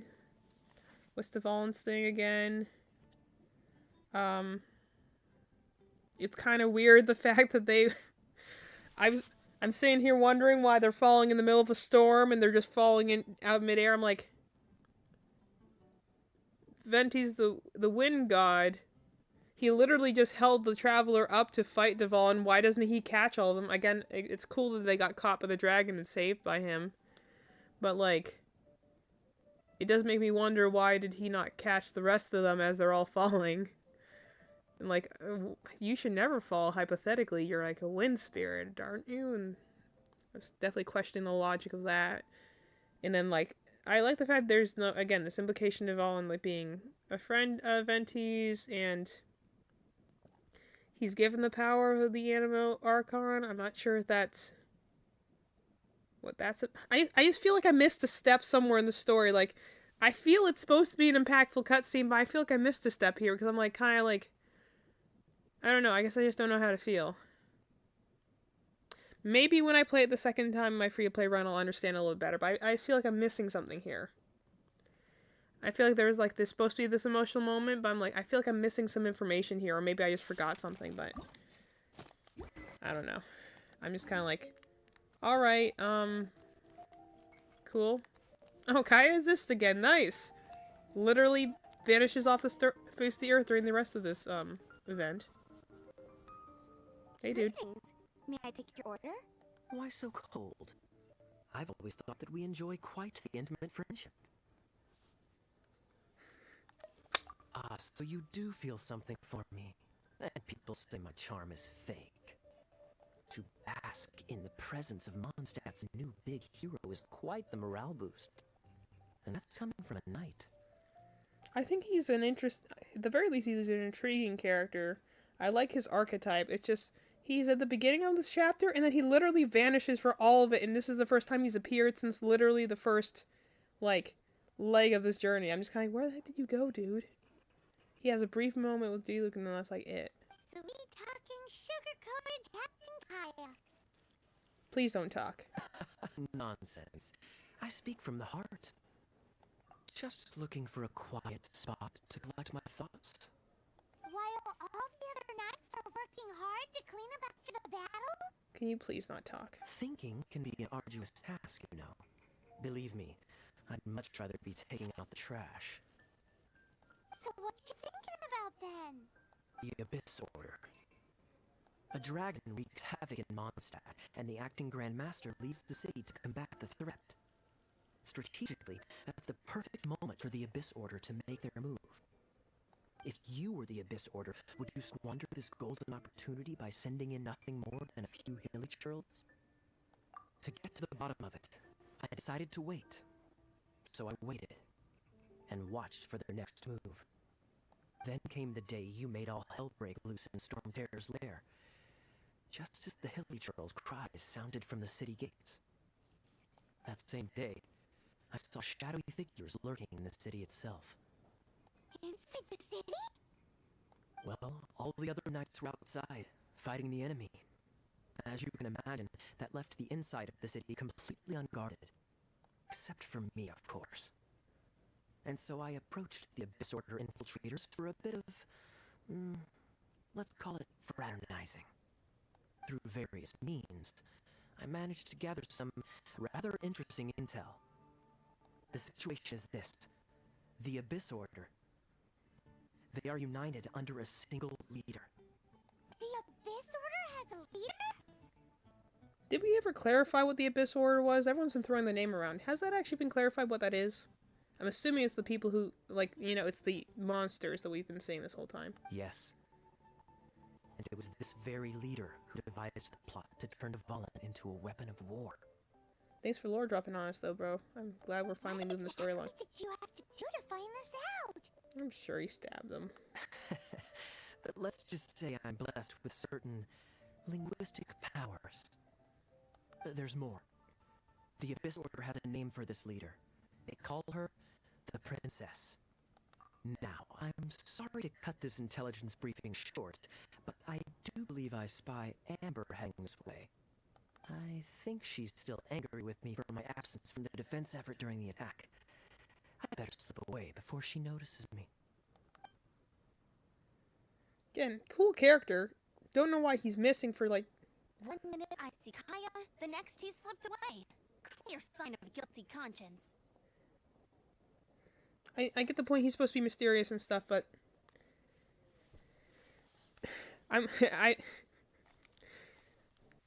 It's just, the dialogue's a little weird in this region, whereas, like, characters, like, show up, exposit, and leave, and which is, you know, I like him, I think he's pretty cool, but, like, there's just a lot of that in here. You're kind of like, do you guys hang out for any reason besides just to say what's next in the story?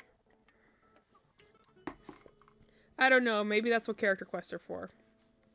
I'm assuming those unlock after I finish the prologue. Are you sure? Because that sounds like exactly what he'd say to talk himself out of trouble. But let's forget about him. I've worked super hard today, and my tummy is rumbling. Let's order. Hi, Sarah. 1 sticky honey roast, please.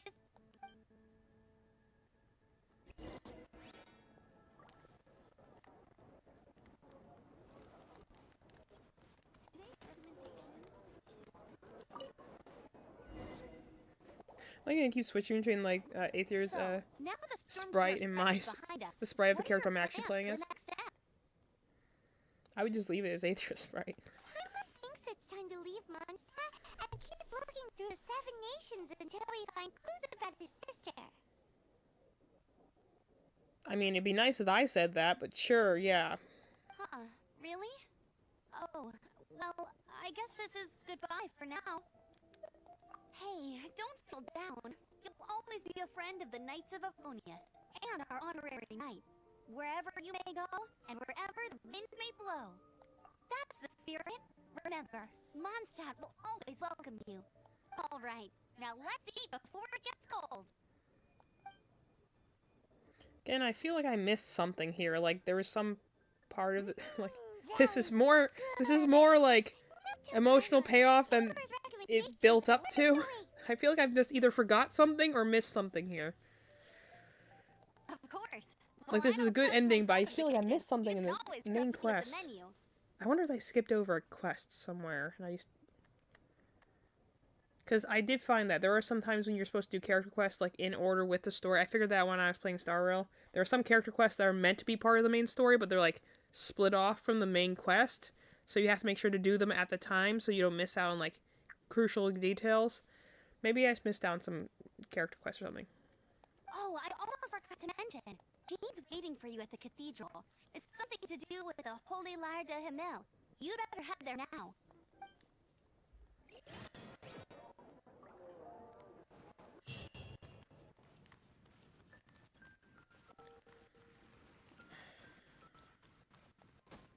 Storm Terror. Did something bad happen again?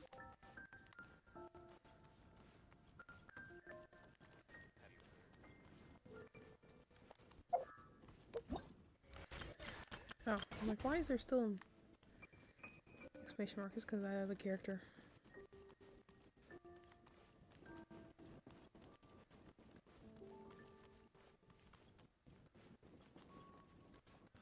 It's all for my daughter. I'm just out of curiosity. Did I miss any missions I didn't do?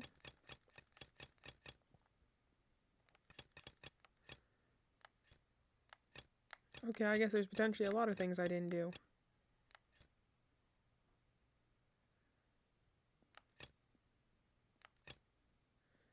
Well, some of these aren't in my area.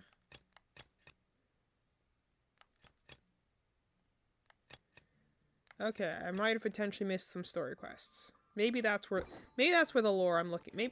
Maybe if I did Lisa's quest, it would have told me more about the Four Winds. All right, when I do my free-to-play playthrough, I'll come back and report on that. I feel like I'm missing information here. Like, you know, we're having like kind of the whole like settling it conversation of like tying up loose ends and stuff like that, but I also feel like it's that. Okay, no, I'm doing that later. Like we're tying up loose ends here, but also I feel like, you know, I just missed some things.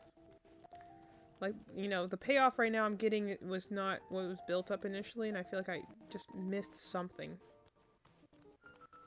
It also might be because it's been a while since I, you know, played on my main file.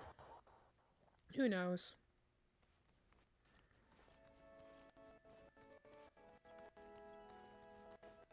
Oh, there's the character I just got.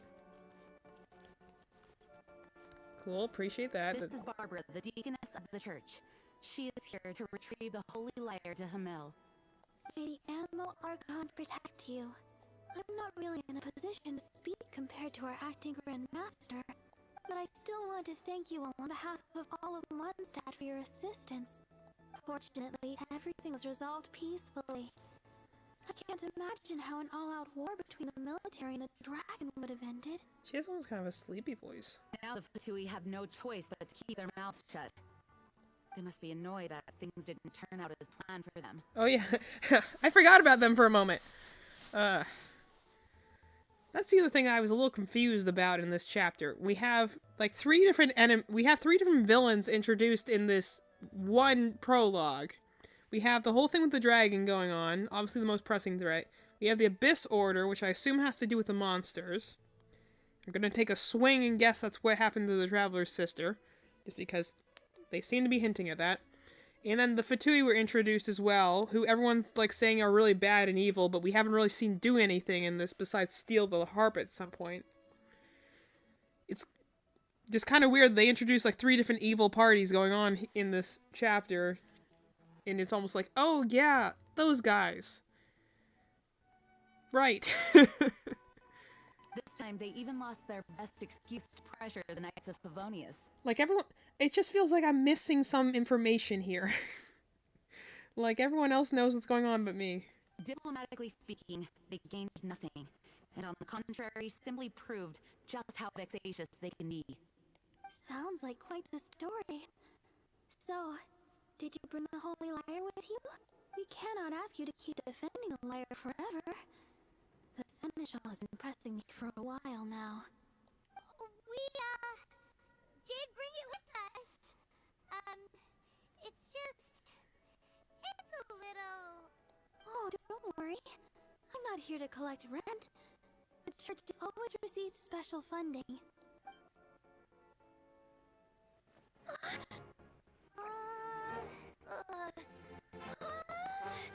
Holy Lyre! Oh, Barbados! Even if I had told for these sins for the rest of my life, it would still not be enough! Oh, get it here.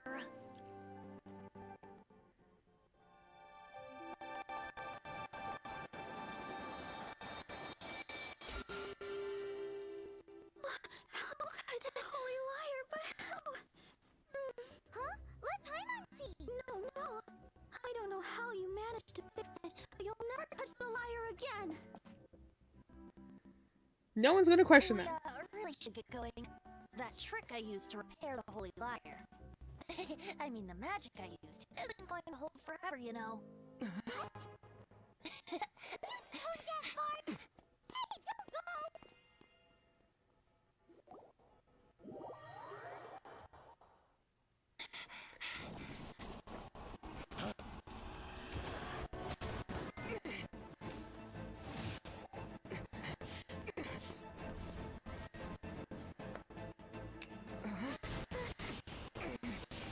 Did they just freeze Paimon in an ice thing?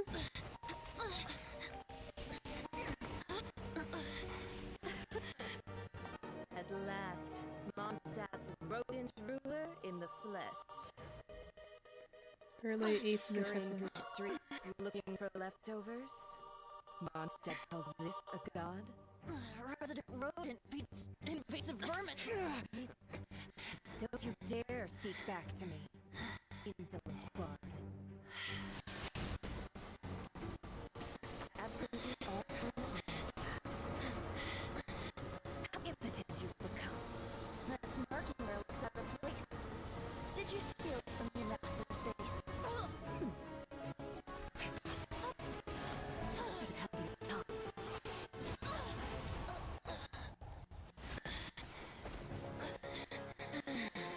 So, this is a gnosis. Caught dead wearing this ugly thing in public. Beauty is a waste when the beholder has no taste.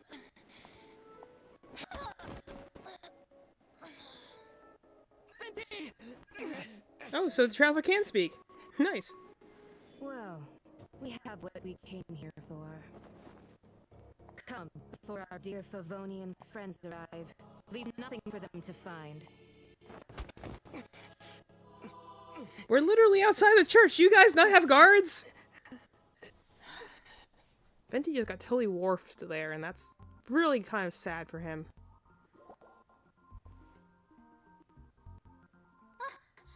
Honorary Knight, you're awake. We were like...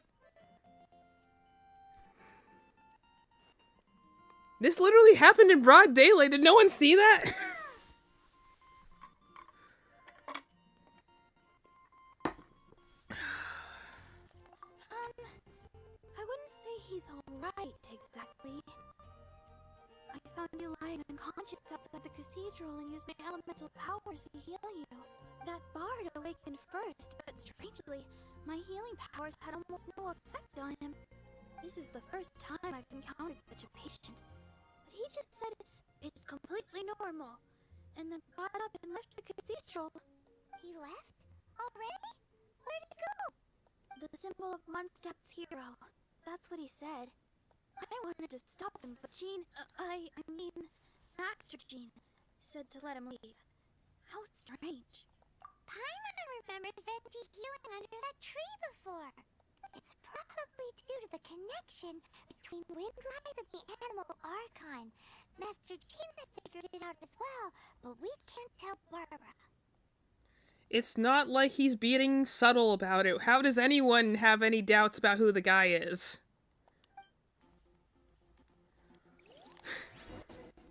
Alright. That happened. Ah, man, that sucks.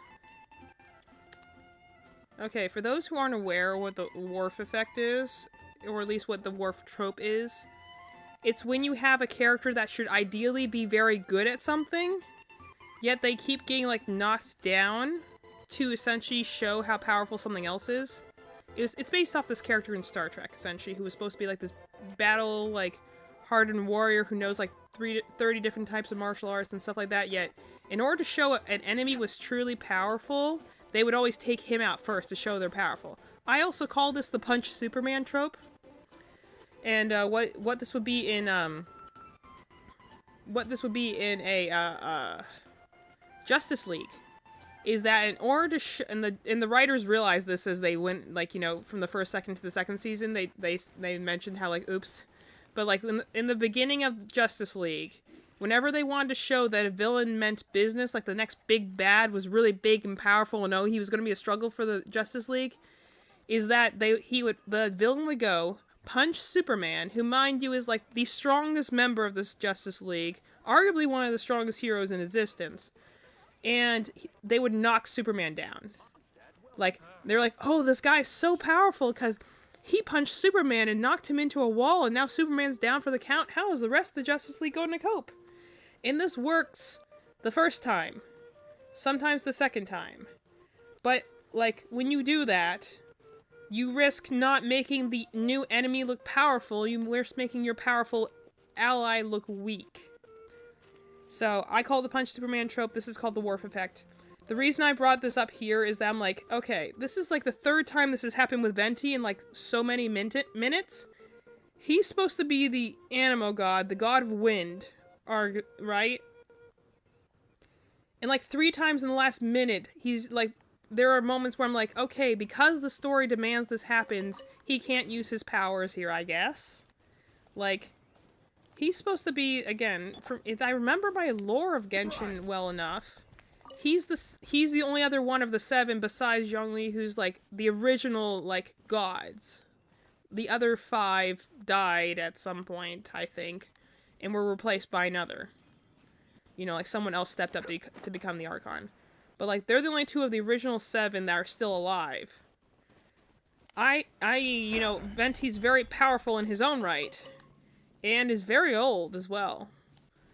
Yet, yet when they're falling to their dooms in the sky, he can't catch them. Yet, when he used, like, some sort of magic thing to fix the Holy Lyre, and no one questioned it.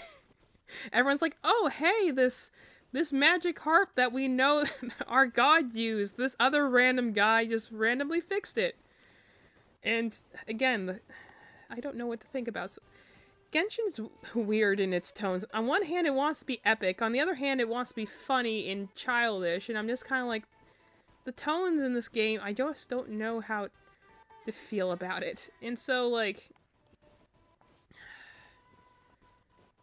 again, Venti's this apparently very... Oh, I'm trying to talk here, man.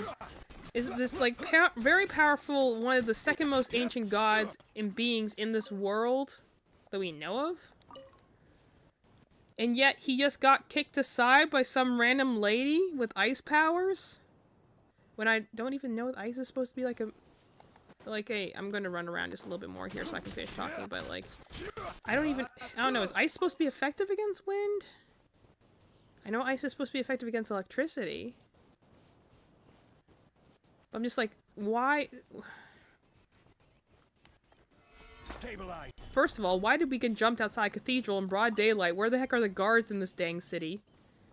Second of all, I don't know if that's just to make the Fatui look powerful or something, but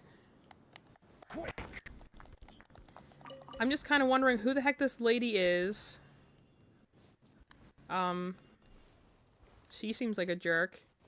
But also, it's like, why didn't Venti fight back more? He's like, essentially, like, that sort of level of fighting back is something I expect from Jean, who just has a wind vision, not the literal, like, source of wind energy in this world. Who literally, apparently has the power to shape, like, the region itself. I'm just like, I don't know. Maybe he's going to explain why he didn't fight back harder than that, or whatever the heck she just stole. I'm like, it was just kind of like, I think they have him get knocked around like that to make it look like this Signora lady is powerful and that the Fatui are dangerous. But honestly, it made him look just really weak. Again, Venti's a cool character in concept, but the way he's been used in this chapter just kind of makes me feel sorry for him. Alright, dude. Do you have anything interesting to say? Sorry that happened to you. My character's entirely inept. But at least it proved he can speak because he actually had a voice line. For once. It's also kind of funny who I am right now. The wind amongst the branches is good. I love the way it smells. I said the exact same thing last time. Why do I only say these things when I'm down on my luck? I'm so depressed and I'm kind of like, where's... I feel like I missed part of your story, bro. So you noticed. This isn't something I meant to discuss with ordinary people. But I suppose I can let you in on a secret. As you know, visions are external magical foci that only a small minority of people possess. They use these visions to channel elemental power. I'm not actually sure that was explained at any point, because I also was asking that earlier, being like, has anyone actually explained what the heck visions are, or how you get a vision? He's like, as you know, I'm like, I don't think this was ever brought up before. Again, I might have missed something in a character quest. In truth, every wielder of a vision is one who can attain godhood and ascend to Celestia. We call such people Allogenes. Okay. That's new. Allogenes? I've never heard of them before. That's because this is a secret that only Archons are privy to. We don't need primitive tools like visions. So is that what the Archons are? They the Allogene things? Instead, each Archon has an internal magical focus that resonates directly with Celestia itself, known as a Gnosis. It's just a glowing glass ball I carry around to avoid suspicion. So who was that nasty woman who said I'm flying and stole your Gnosis? I'm so glad you got frozen in that scene, because that's the only way that scene would have had any impact. If you had said anything in that scene, it would have literally removed any of the tension. Her name is Signora, number 8 of the Harbingers. She and the rest of the Harbingers have been given godlike executive authority by the Tsaritsa of Snezhnaya, and with it, strength surpassing that of other mortals. Okay, so they're bad news. The Tsaritsa of Snezhnaya? Isn't that... Indeed. She is one of the 7. The Tsaritsa who reigns from the Zeppeljärny Palace, and the one person that the Fatui Harbingers all answer to. Also, I do appreciate at least the world building that's kind of going on here, where they're kind of making up the point that, like, there are 7 gods, not necessarily though that they get along. They kind of agree to stay in each other's areas. Except for, you know, the Saritsa, apparently she doesn't care. The Seven don't always get along well, but still. I never thought that she would plot to steal another Archon's Gnosis. How should I put this? 500 years ago, I knew her well. But I can't say the same is true now. You see, a certain catastrophe happened 500 years ago, and after that, she cut off all ties with me. Oh yeah, that's right. Now I think about it, if I remember correctly, that's how long that was the cataclysm thing that the travelers ran into, Aether and Lumine. That they arrived during the middle of some sort of cataclysm, and when they tried to leave, they got stopped by the Celestia God person, which, you know, implies that, you know, he's been sleeping for like 500 years, but... We can save discussion of the Cryo Archon and the Fatui for another day. I mean, I would like if you told me more, but sure. If you seek the rest of the Seven, many difficulties lie ahead of you still. You should head for Mondstadt's neighboring nation of Liyue. The Geo-Archon who reigns there, unlike me, administrates his entire region personally.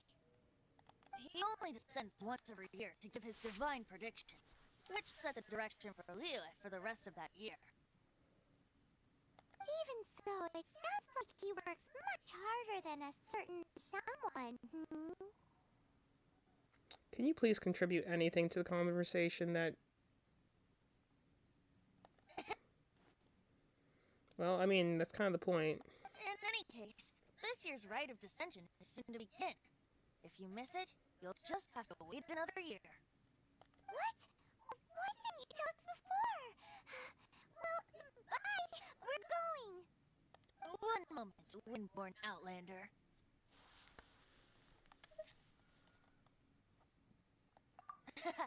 Just use it gratefully. Or, better yet, treat me to a glass of dandelion wine. Traveler, as you set off on your journey once again, you must remember that the journey itself has meaning. The birds of Tevat, the songs in the cities, the Tsaritsa, her Fatui and the monsters, they are all part of your journey. The destination is not everything. So before you reach the end, keep your eyes open. Use the chance to take in the world around you. Great. So, that's that for the Animo Archon's admonishments. Back to Venti time. If you want to chat, now's the time. A bard stays not always in a single climb. I think that now we can learn all these things, and I feel like I should have learned them earlier, but alright. I feel like we should have had this conversation way earlier, dude.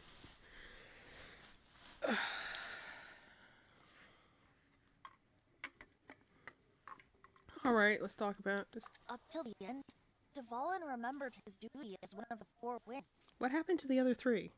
As such, I don't intend to forcibly strip him of that duty and force my ideals of freedom onto him. I just hope that Dvalin will be able to choose for himself and understand what freedom is. He sounds a lot like another character I know about. Before I became an Archon, I too was taught the meaning of freedom in this way by a friend. If you want to chat, now's the time. A bard stays not always in a single climb. Please don't tell me you're going to say that every single time I ask you about something. Kaya shared some new intelligence, you say? Oh, I see.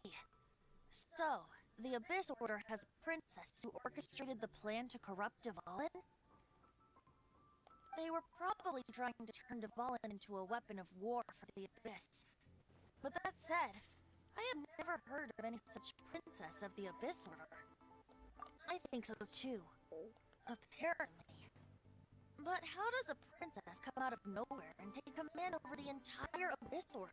I'm going to go out on a limb and say that's probably his sister. And probably has to do with it whatever the 500-year cataclysm thing happened was. If you want to chat, now's the time. Alright, no, please don't say that Fatui over. didn't hang around, did she? She just grabbed her gnosis and left? Also, why spell it with a G? She wanted to avoid any eyewitnesses from the Knights of Favonius. Which is actually kind of impressive since we were literally in like the most central, visible place in the entire city. The slightest slip up here would have destroyed the Fatui's diplomatic relations with the Knights. I mean, we're an honorary knight, we could just tell them that they did it. I don't Alright. So they're just gonna keep acting like Mondstadt's allies as if nothing happened? Yeah, because this world's full of idiots and everyone in the city's drunk. If only the Seven Nations had banded together against the Abyss Order in the first place. Someone tells me we're going to add up to this at the end of this story. The Fatui possess the strongest military among the Seven Nations, yet they've used it to steal the Holy Lyre, covet the power of gods, and use Dvalin as a bargaining chip against the Knights. Speaking of the Lyre, didn't Diluc say something like this before? He said that the Fatui could only run amok across the Seven Nations and threaten the Knights because of the Harbingers. Yes. As I said earlier, the Cryo-Archon has given them authority and strength beyond that of other mortals. I also would wonder why other regions aren't doing something to deal with this. But Tsaritsa... I haven't seen her in 500 years. What is she thinking? What's her plan? I also have to... Here's another thing that, again, I know happens because this game was released in, like, sections, so not all regions were available at once. I'm like, some of these regions are literally next to each other. Why didn't you guys just go, like... Never mind the other ones, but the Archons themselves, we know, can travel great distances on their own. They're the ones who, like, you know, like the Traveler, they can move between the statues of the Seven, like, instantaneously. Why don't they talk to each other? Like, I haven't seen her in so long. I'm like, well, you could just go over and be like, hey, bro, what the heck? Whatever the answer is, I have a feeling it's only going to make your search for the Seven all the more difficult. Not to mention they're saying the search for the Seven. Well, we know there's one in each region, and I don't think any of them really do a whole lot to hide, so I'm not even seeing it as like it's a big search. I'm almost kind of like, you know... Again, I think the weakest part of the story is the Traveler, just because the fact that, like, we're doing this assumingly to find their twin, but, like, we're also searching for the Seven to find their twin, but even in this, the first region, that reasoning has very shaky, like, buy-in for me right now. Like, if we were here to save the world, for instance, or if we were just here traveling region to region to maybe, like, I don't know, we have amnesia or something, we're trying to gain lost memories, and so therefore we're going from region to region to see if we can remember if anyone recognizes us. I feel that even has a little bit more buy-in than, like, we're looking for our sister. She got stolen by a random god. Why don't we just describe what the god looked like to Venti right here? Who's seen what all the other gods look like, and he could just tell us right off the bat, that doesn't sound like the lady you're looking for. Like, the only person whose, like, appearance we don't know at this point is what the Tsaritsa looks like, but, like, all the other Archons at this point have been revealed. And, I'm like, we could literally be like, here's the god that we ran into, does this sound familiar to you? And he could be like, nah, that doesn't sound like any of the Seven. Just the quest line of, we are doing this to find our twin right now feels threadbare at best. I feel like if there was a different motivation for the Traveler to travel from region to region, even if it was just for traveling's sake, I would feel a little bit more connected to them right now. If you want to chat, now's the Yeah, time. yeah. But Please. as I said before, vision wielders are known as Allogenes and may ascend to Celestia. That sounds like really important. And I wonder why it hasn't... Alright, I wonder if that's going to come up later on in the... storyline, but even as someone who's been in the fandom for several years, I never once heard that term. A Gnosis is a higher order nexus of elemental manipulation, and is emblematic of an Archon's status as one of the Seven. Also, Celestia sounds like bad news. I'm just going to throw it out there now, because we know that's where that one other god lady was from. I'm going to go out on a limb and say that they're bad news, and probably not a good thing. And I remember when I had a friend of mine who was explaining, like, some Genshin lore to me, and she was trying... Because I was asking her, what the heck are these Gnosis things supposed to be? Because she was trying to explain what they were, and she's like, I don't actually know. They're like little chess pieces the gods have. Also, why was she able to just straight up pull that out of his chest? Again, he's a god. how does she, a mortal, have the ability to do that? If it was that easy, why hasn't someone else done it up until this point? I mean, granted, it's because Venti's been missing this whole time. He's been gone for like the last 400 years, but I'm just kind of like, I got so many questions right now, bro. But as for which of the 7 took your sister, I'm sorry, I don't know. Wait, as one of the 7, I'm not clear of suspicion yet either, am I? I'm like, that's the thing I'm thinking. You don't look like that god at all. Hang on a hot second.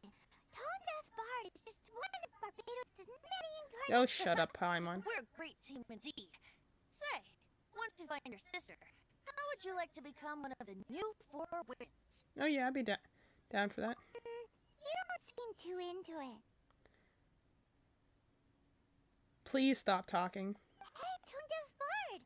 Is being one of the 4 winds... I don't... Why are you still calling him that while we're talking? If you want to chat, now's the time. Well then, let's be off to Liyue. If the dissension ritual you fail to tally, then another year you must tally. You have to go do the Rite of Dissension. Immediately switches over to the god of Liyue. Alright. Let me get my adventure ranks not high enough to go into the next area.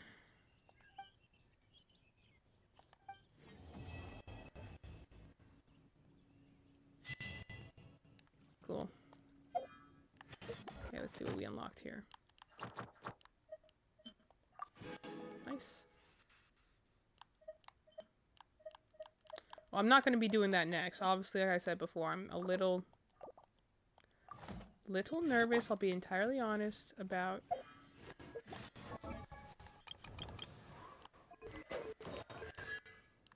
Oh, did I get another... Oh, okay. Cool. I don't know where I get the rest of these.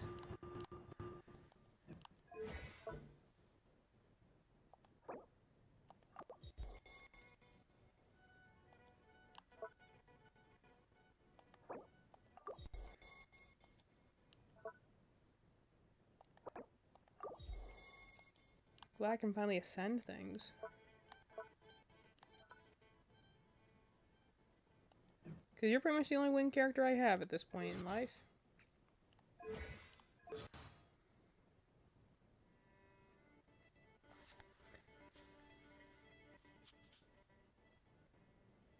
just a pity. You got Zach Aguilar as your voice actor, yet you have, like...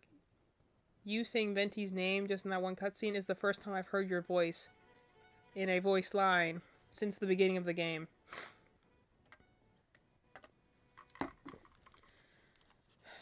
Which of the 7 stole... I'm like, again, I'm just kind of of the opinion, like, you don't look like the god we're looking for. And Paimon's like, wow, no, he changed his form before. I'm like, we don't know that for certain.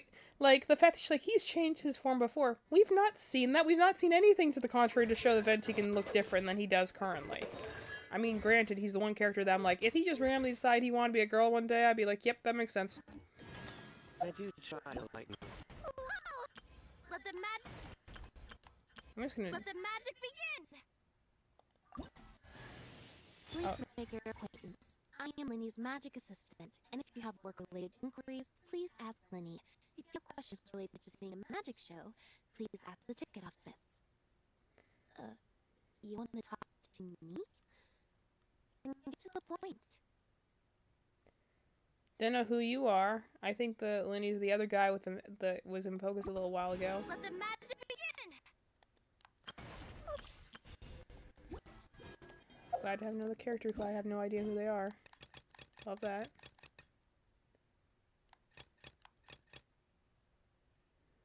$32. Well, I'm not gonna be there anytime soon. Wow, we unlocked a lot of new character quests.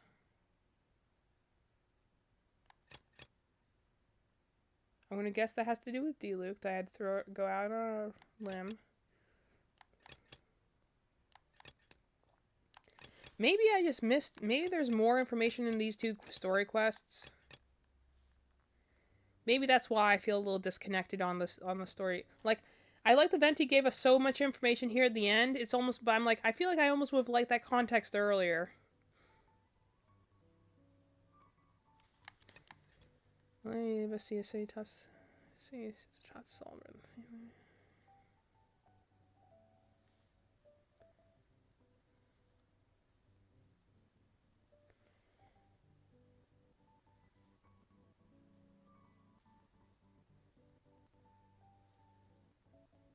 I think that's also kind of funny that he's like, he goes and like literally descends from on high to go and be like, hey, here's the new stock reports. I guess it makes sense considering he like makes money. Not the best judge of other people's sense of humor.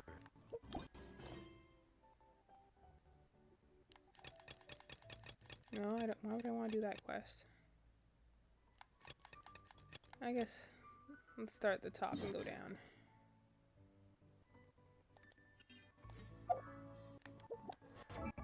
Okay, do I have someone else who can ascend? Oh no, that's because I got a new character. Okay, thank goodness you're not a bow person. Don't know anything about you, but then I'm not gonna... Are you like a literal cat person? I did not notice that before.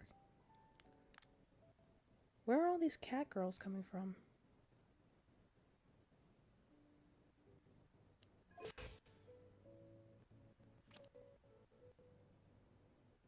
Oh, that's kind of cool. She turned a card into a teacup. She's from Fontaine, I believe. Well, that's my issue right now. I have so many... I actually have quite a few characters. I know like 5 of them. And it's pretty much the guys in the front. Like, I know, like, him because I know a lot about Hatham. He's my favorite character. I know him because he's cool. I know him because he's related to Sino. I know that, like... I use her a lot, but I don't know who she is. I vaguely know stuff about him, and I vaguely know stuff about him. Just because these two are always paired together, just ice and fire things. But, like, all these other characters, and I know about him because he's my second favorite character. But, like, I do know some about him because he's shipped with this other guy, and that's the reason I know who he is.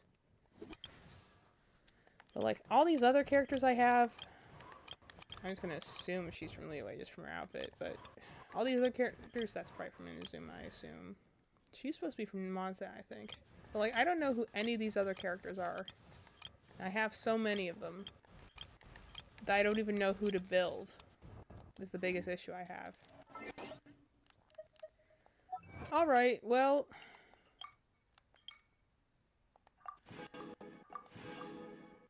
You just get 10 for completing the literal... Alright, whatever.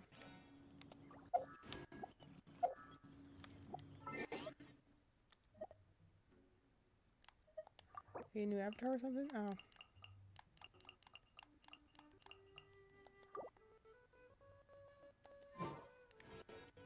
Alright, well I'm just... Nice talking with you, dude. I hope you have a character quest or something, but I'm assuming I can't actually get any of those unless I... If he came into focus, I'd probably try and get him just out of... I don't know. I gained a lot of fondness for this character my second playthrough, where I'm working my free-to-play run. And also just in general, I kind of feel bad for him. Because I think he's an interesting character, conceptually. He just has nothing to do, really, in this arc, unfortunately, and I'm really hoping the next area is going to be better. Because, honestly, if they do the same thing with Zhongli, where, like, he's just kind of there, and they don't, and he just does a lore dump, well, granted, he's a character that actually makes sense to do a lore dump. And, essentially, like, if he's a character who, like, does, like... Oh. Slime.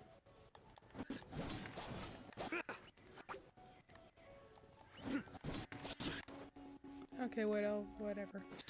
Like, he's a character that's kind of just there and really not doing a whole lot, and then just randomly lore dumps on you at the end of the, like, thing. And I think Venti's very interesting conceptually. It's something you could do a lot of interesting thing with, so I don't know, maybe if I did like, I had a character quest for him or something, I would find him more, like, that would tell you more about him. He's just a character that feels like he has a lot to do and say, but none of that is utilized. Like, this is a character that could be very mysterious, but, you know... He's just kind of having this childish argument with Paimon all the time, and I'm just kind of like, please stop talking. Please stop talking. every time you speak, the IQ of the room goes down. Alright, well, the dragon fight was cool. I think the whole cutscene with Senora was kind of stupid, to be honest. I'm like, that was literally one of those fights that, honestly though, the whole time, Venti, I'm like, he's supposed to be like the wing god, but I'm like, you kind of are really weak. I'm sorry. Especially when I'm seeing cutscenes of what the Fire Archon's doing in her region, and she's like being a straight up like superwoman over here, and I'm just like, and she's not one of the original gods. Like, I'm like, I feel like he should have so much more to do, or at least so much more to do with him than what is done with him. And I'm really hoping they do more in Liyue in terms of the storyline, because I'm like, I feel like there's some sense of connectivity, there's some sense of like gravitas here, but like it never really built up. I don't know. I don't know how to feel about this region. I thought the fight was fun. I thought the fight was fun.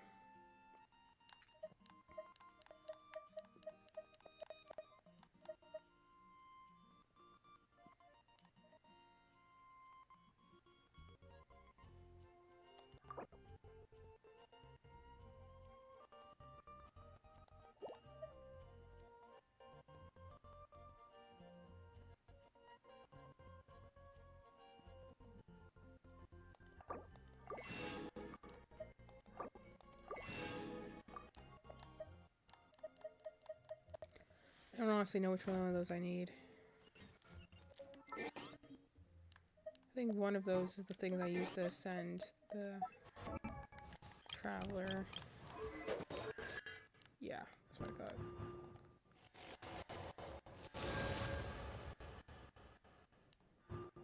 Honestly forgot which one's Gust Surge, but I think that's my little... Alright, that's fine. What was the other thing I was going to check?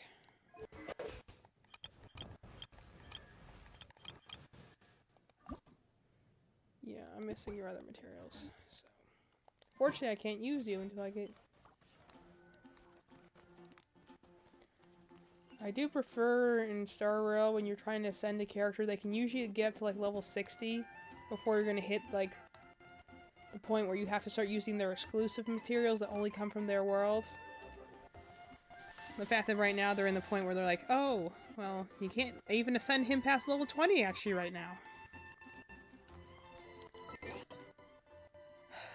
I don't know how to feel about this, honestly. On one hand, I did like the fight. I did like the dragon. I do think Devoln's cool. I just feel like I didn't quite understand what he was supposed to be. I think what they mean by the four winds is like they're supposed to be like... I thought they were like four like creatures that protected Mondstadt. I'm wondering if they were maybe people now?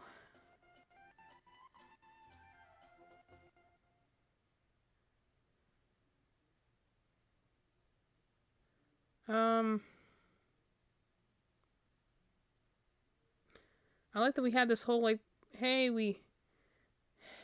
there was also just some weird things, I guess. I like the fight was fine.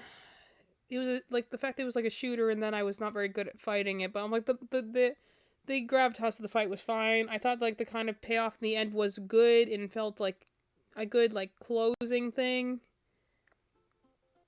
Again, the biggest issue is that, again, all the characters that showed up just kind of disappeared. We did, and then, like, the whole thing's like, so Diluc's with us the whole time. Again, we just randomly pick him up in a bar. He helps us with the whole deal, I guess, largely because he hates the Fatui, I guess, but he helps us with the whole thing with Jean. Literally is there when we fight Storm Terror. He says nothing through the whole encounter. And then at the end of that, we didn't even go to talk to him. We talked to Amber and we talked to Kaya. Who knows if Lisa still exists, but... No, I'm guessing... Like I said, I think that one quest has to do with Diluc, so maybe we'll have some sort of follow-up on him, but we still don't know who the heck he is.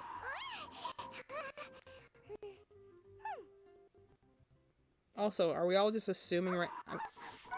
Okay. Shut up, please. Also, is anyone not assuming that Paimon's the god that we were Like the god who took our sister. Looks like the exact same. Anyway,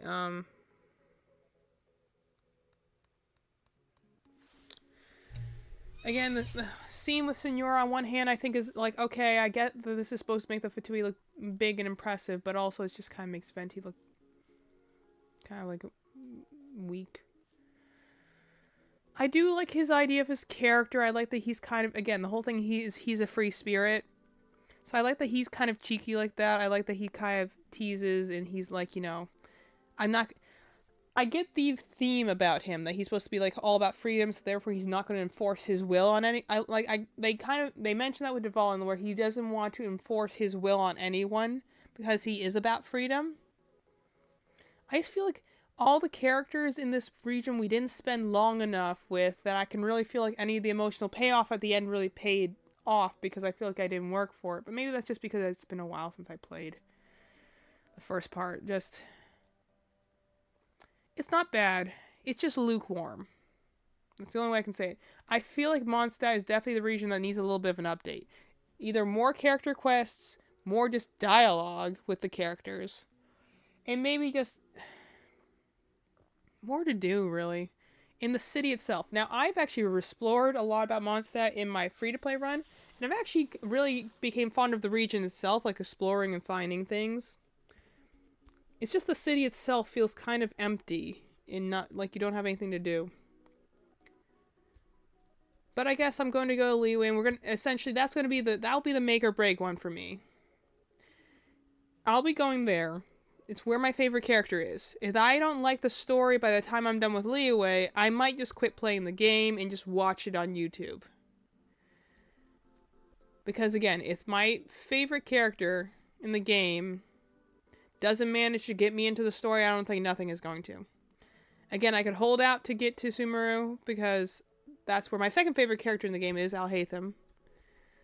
But again, I would have to go through a whole nother region in order to get there, and I heard from a lot of people that the electric region isn't fun. I don't know. I'm going to try and be an open mind. I'm going to try and keep going forward. I'm a little worried about, I really hope the story in Liyue is a little better. And I don't mean in terms of, like, the story here is necessarily boring. It just felt bland. It's not necessarily the story was bad. Again, you can't really do a dragon attack wrong. And there was some interesting intrigue with the Fatui. I think the issue is just that there was not really a clear villain, because they're trying to introduce the Abyss Order, as well as the Fatui, as well as the threat with Dvalin, and they're all fighting for the spotlight in what's ultimately a very short quest line. And then again, a lot of the characters just kind of dip in and out, without really a whole lot of reason as to why. Like, you don't really... They're there and they're gone. The world doesn't feel like it exists when the traveler isn't there, if that makes sense. Like, stuff happens, but it either feels like it didn't have enough proper payoff, or it didn't feel like it had enough build-up to earn the payoff. So, my only request for the next area for Liyue would be, like, I want to feel like I know the characters. I want to feel like I care about the city that I'm in that I want to save at the end. Because in this city, I was kind of like, we were helping Dvalin because we felt bad for him almost, but I'm like, it wasn't like, oh, I have to protect Mondstadt. I'm like, I never feel really, like, that connected to Mondstadt, honestly. Because there wasn't a whole lot going on there. You don't really learn a lot about the place. It would be nice if there was maybe some more character quests in there. And maybe, again, I just didn't do those, and that's the reason I feel more disconnected from this region. I'll reanalyze that when I play through it the second time, but just lukewarm's the only way I could describe this region. It's not bad, but it has a lot of potential that is never quite reached. And I hope they do that better in the next region. But we'll have to see. And again, the biggest thing is that the story is carrying a lead weight around its ankle in the form of Paimon, who sometimes I'm just like, just please stop talking. The fact that she's like, oh, I suspect Venti's stealing your sister. I'm like, come on, man. We literally just watched the guy get pummeled. Are we really going to say that to his face? Have you no shame? love or hate him, like he's going through a time right now, and this is the first time he's been like straight up serious with us this whole time. Are we really gonna go up to him and be like, "Hey, did you steal my sister?" As long as we're talking. Also, what, now looking at this character's like name, I'm like, how would you even pronounce the name of this lady? I'm assuming she's either from Inazuma or Liyue, because all of them have really weird names that are hard to pronounce. I mean, I don't know how to pronounce that either, but at least it's only one word. Alright, well that's where I'm going to end my stream for tonight. I've been going on for too long, I don't even know what time it is. Oh my gosh, it's midnight. Oh man, I've been spending too long with this. But I did what I set out to do. I beat the boss in Mondstadt. I've completed the Mondstadt Archon quest. And now that I've done that, I think I can actually, like, you can't access, like, 90% of the events in the games that are temporary unless you finish the first prologue. But, I believe the map has opened up now, so I can actually travel more. Which is good. But, I'm minorly curious, but also not really that compelled to keep playing at the moment, but I think I'll keep trying. I'll give it through to Liyue. If I feel still very lukewarm in the game, I'll probably just stop playing it and focus on playing Star Rail or other games I actually enjoy. But I'm like, I have a lot of characters in here. I did work really hard to get my favorite guy. And I need to at the very least go to Liyue so I can ascend him again. So I'll give it a little more time to get going. At this point in the game, I would usually quit playing, but I'm like, alright, weak prologue, but maybe the next region will be better. I'm not meaning to end this on a dour note or anything. I mean, I think I've been here by myself this whole time. I don't think anyone tuned in tonight, but if you are here and you're lurking, I appreciate you for being here while I rant and rave about this game I'm desperately trying to like, because I have liked the characters for years. I've read so much fan fiction and fan comics. Like, I do like a lot of the characters in this game. Granted, there's like 80, and I say the ones I like are like 12, but that's just because there's so many dang characters in this game. But that's a very different number than, like, you know, when I'm looking at Star Rail, and I'm like, I've pretty much liked most all the characters in that game, with the exception of, like, 5 that I just find annoying. So, we'll see. We'll see. I will not be streaming this again. Before I sign off, let me give a little bit of an update. It's snowy and, frigid and frozen here. So, or at least it's about to be. We're supposed to get a bad winter storm right now. So, school got canceled, means I don't work for the next 2 days. I am going to take the opportunity to do, some projects I need to do for my classes. But potentially, I might be able to do a stream tomorrow or the day after. So, Wednesday or Thursday stream. Got a con on the weekend, so we'll not be doing any sort of streaming on Saturday or Sunday, probably not Friday either. But I'll try and do a stream either tomorrow or on Thursday. Maybe even both days that I can manage it. I don't think I'm going to be able to, but I'll try. I would like to do maybe another Nuzlocke stream, or maybe just a chat and crochet stream. Yeah, I'll probably just rant about Genshin Impact, but this game just confuses me, because on one hand I really like it conceptually, but it's almost like if this game were almost like a manga or a book, or if they were in any other format, maybe I could enjoy it more. But like in the format it is right now, it's like I expect it to be here and it's just here. It's not at the bottom, but it's here when I want it to be up here, at least right now. And also, again, I've just been seeing like a lot of the material for the newest region, Natlan. And everything I see about it just either makes me confused or be like, that doesn't really look fun. And I know that happens to gacha games that don't have a strong storyline. Is that they kind of do just kind of power creep themselves. And when you get to that point where they like just are doing new and different things just to do new and different things and not really making an informed decision, you're just kind of like, okay. Just compared to, again, I don't like comparing the two because I don't think it's fair, but compared to Star Rail, where like the first world, the introductory world hooked me, the first actual world actually had a really great conclusion and a very actually heartrending story about like duty and family and stuff. The second world, little weaker story. It has a strong beginning, it has a dithering middle, but it also has a strong end, so I'm willing to forgive it. It's definitely not as strong as the first world, but it was okay. And then the third world in the Star World is just so good that literally even now I want to go and replay the game just to replay that world because it was so good. So, I'll give Genshin one more region. And I'll see if Liyue's story quest is better. I know how it starts, and I know the basics of how it ends.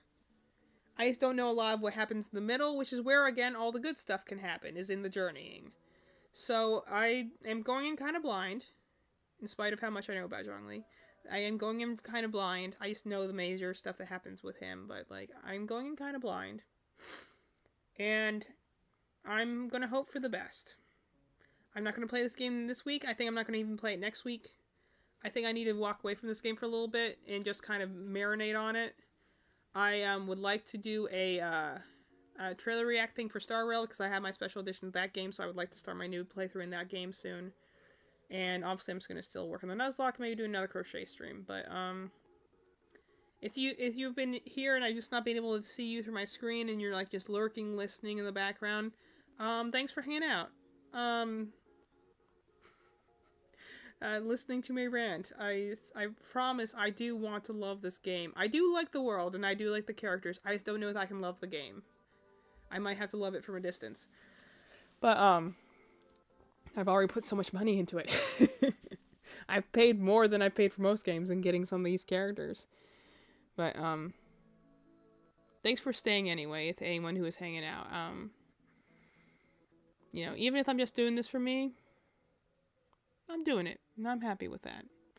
So, yeah, we'll leave it on that, and I'm gonna go sleep because I got an early call tomorrow, even though the day's off, I have a doctor's appointment. So, thanks for hanging, and, good night. Or good morning, depending on how you look at it.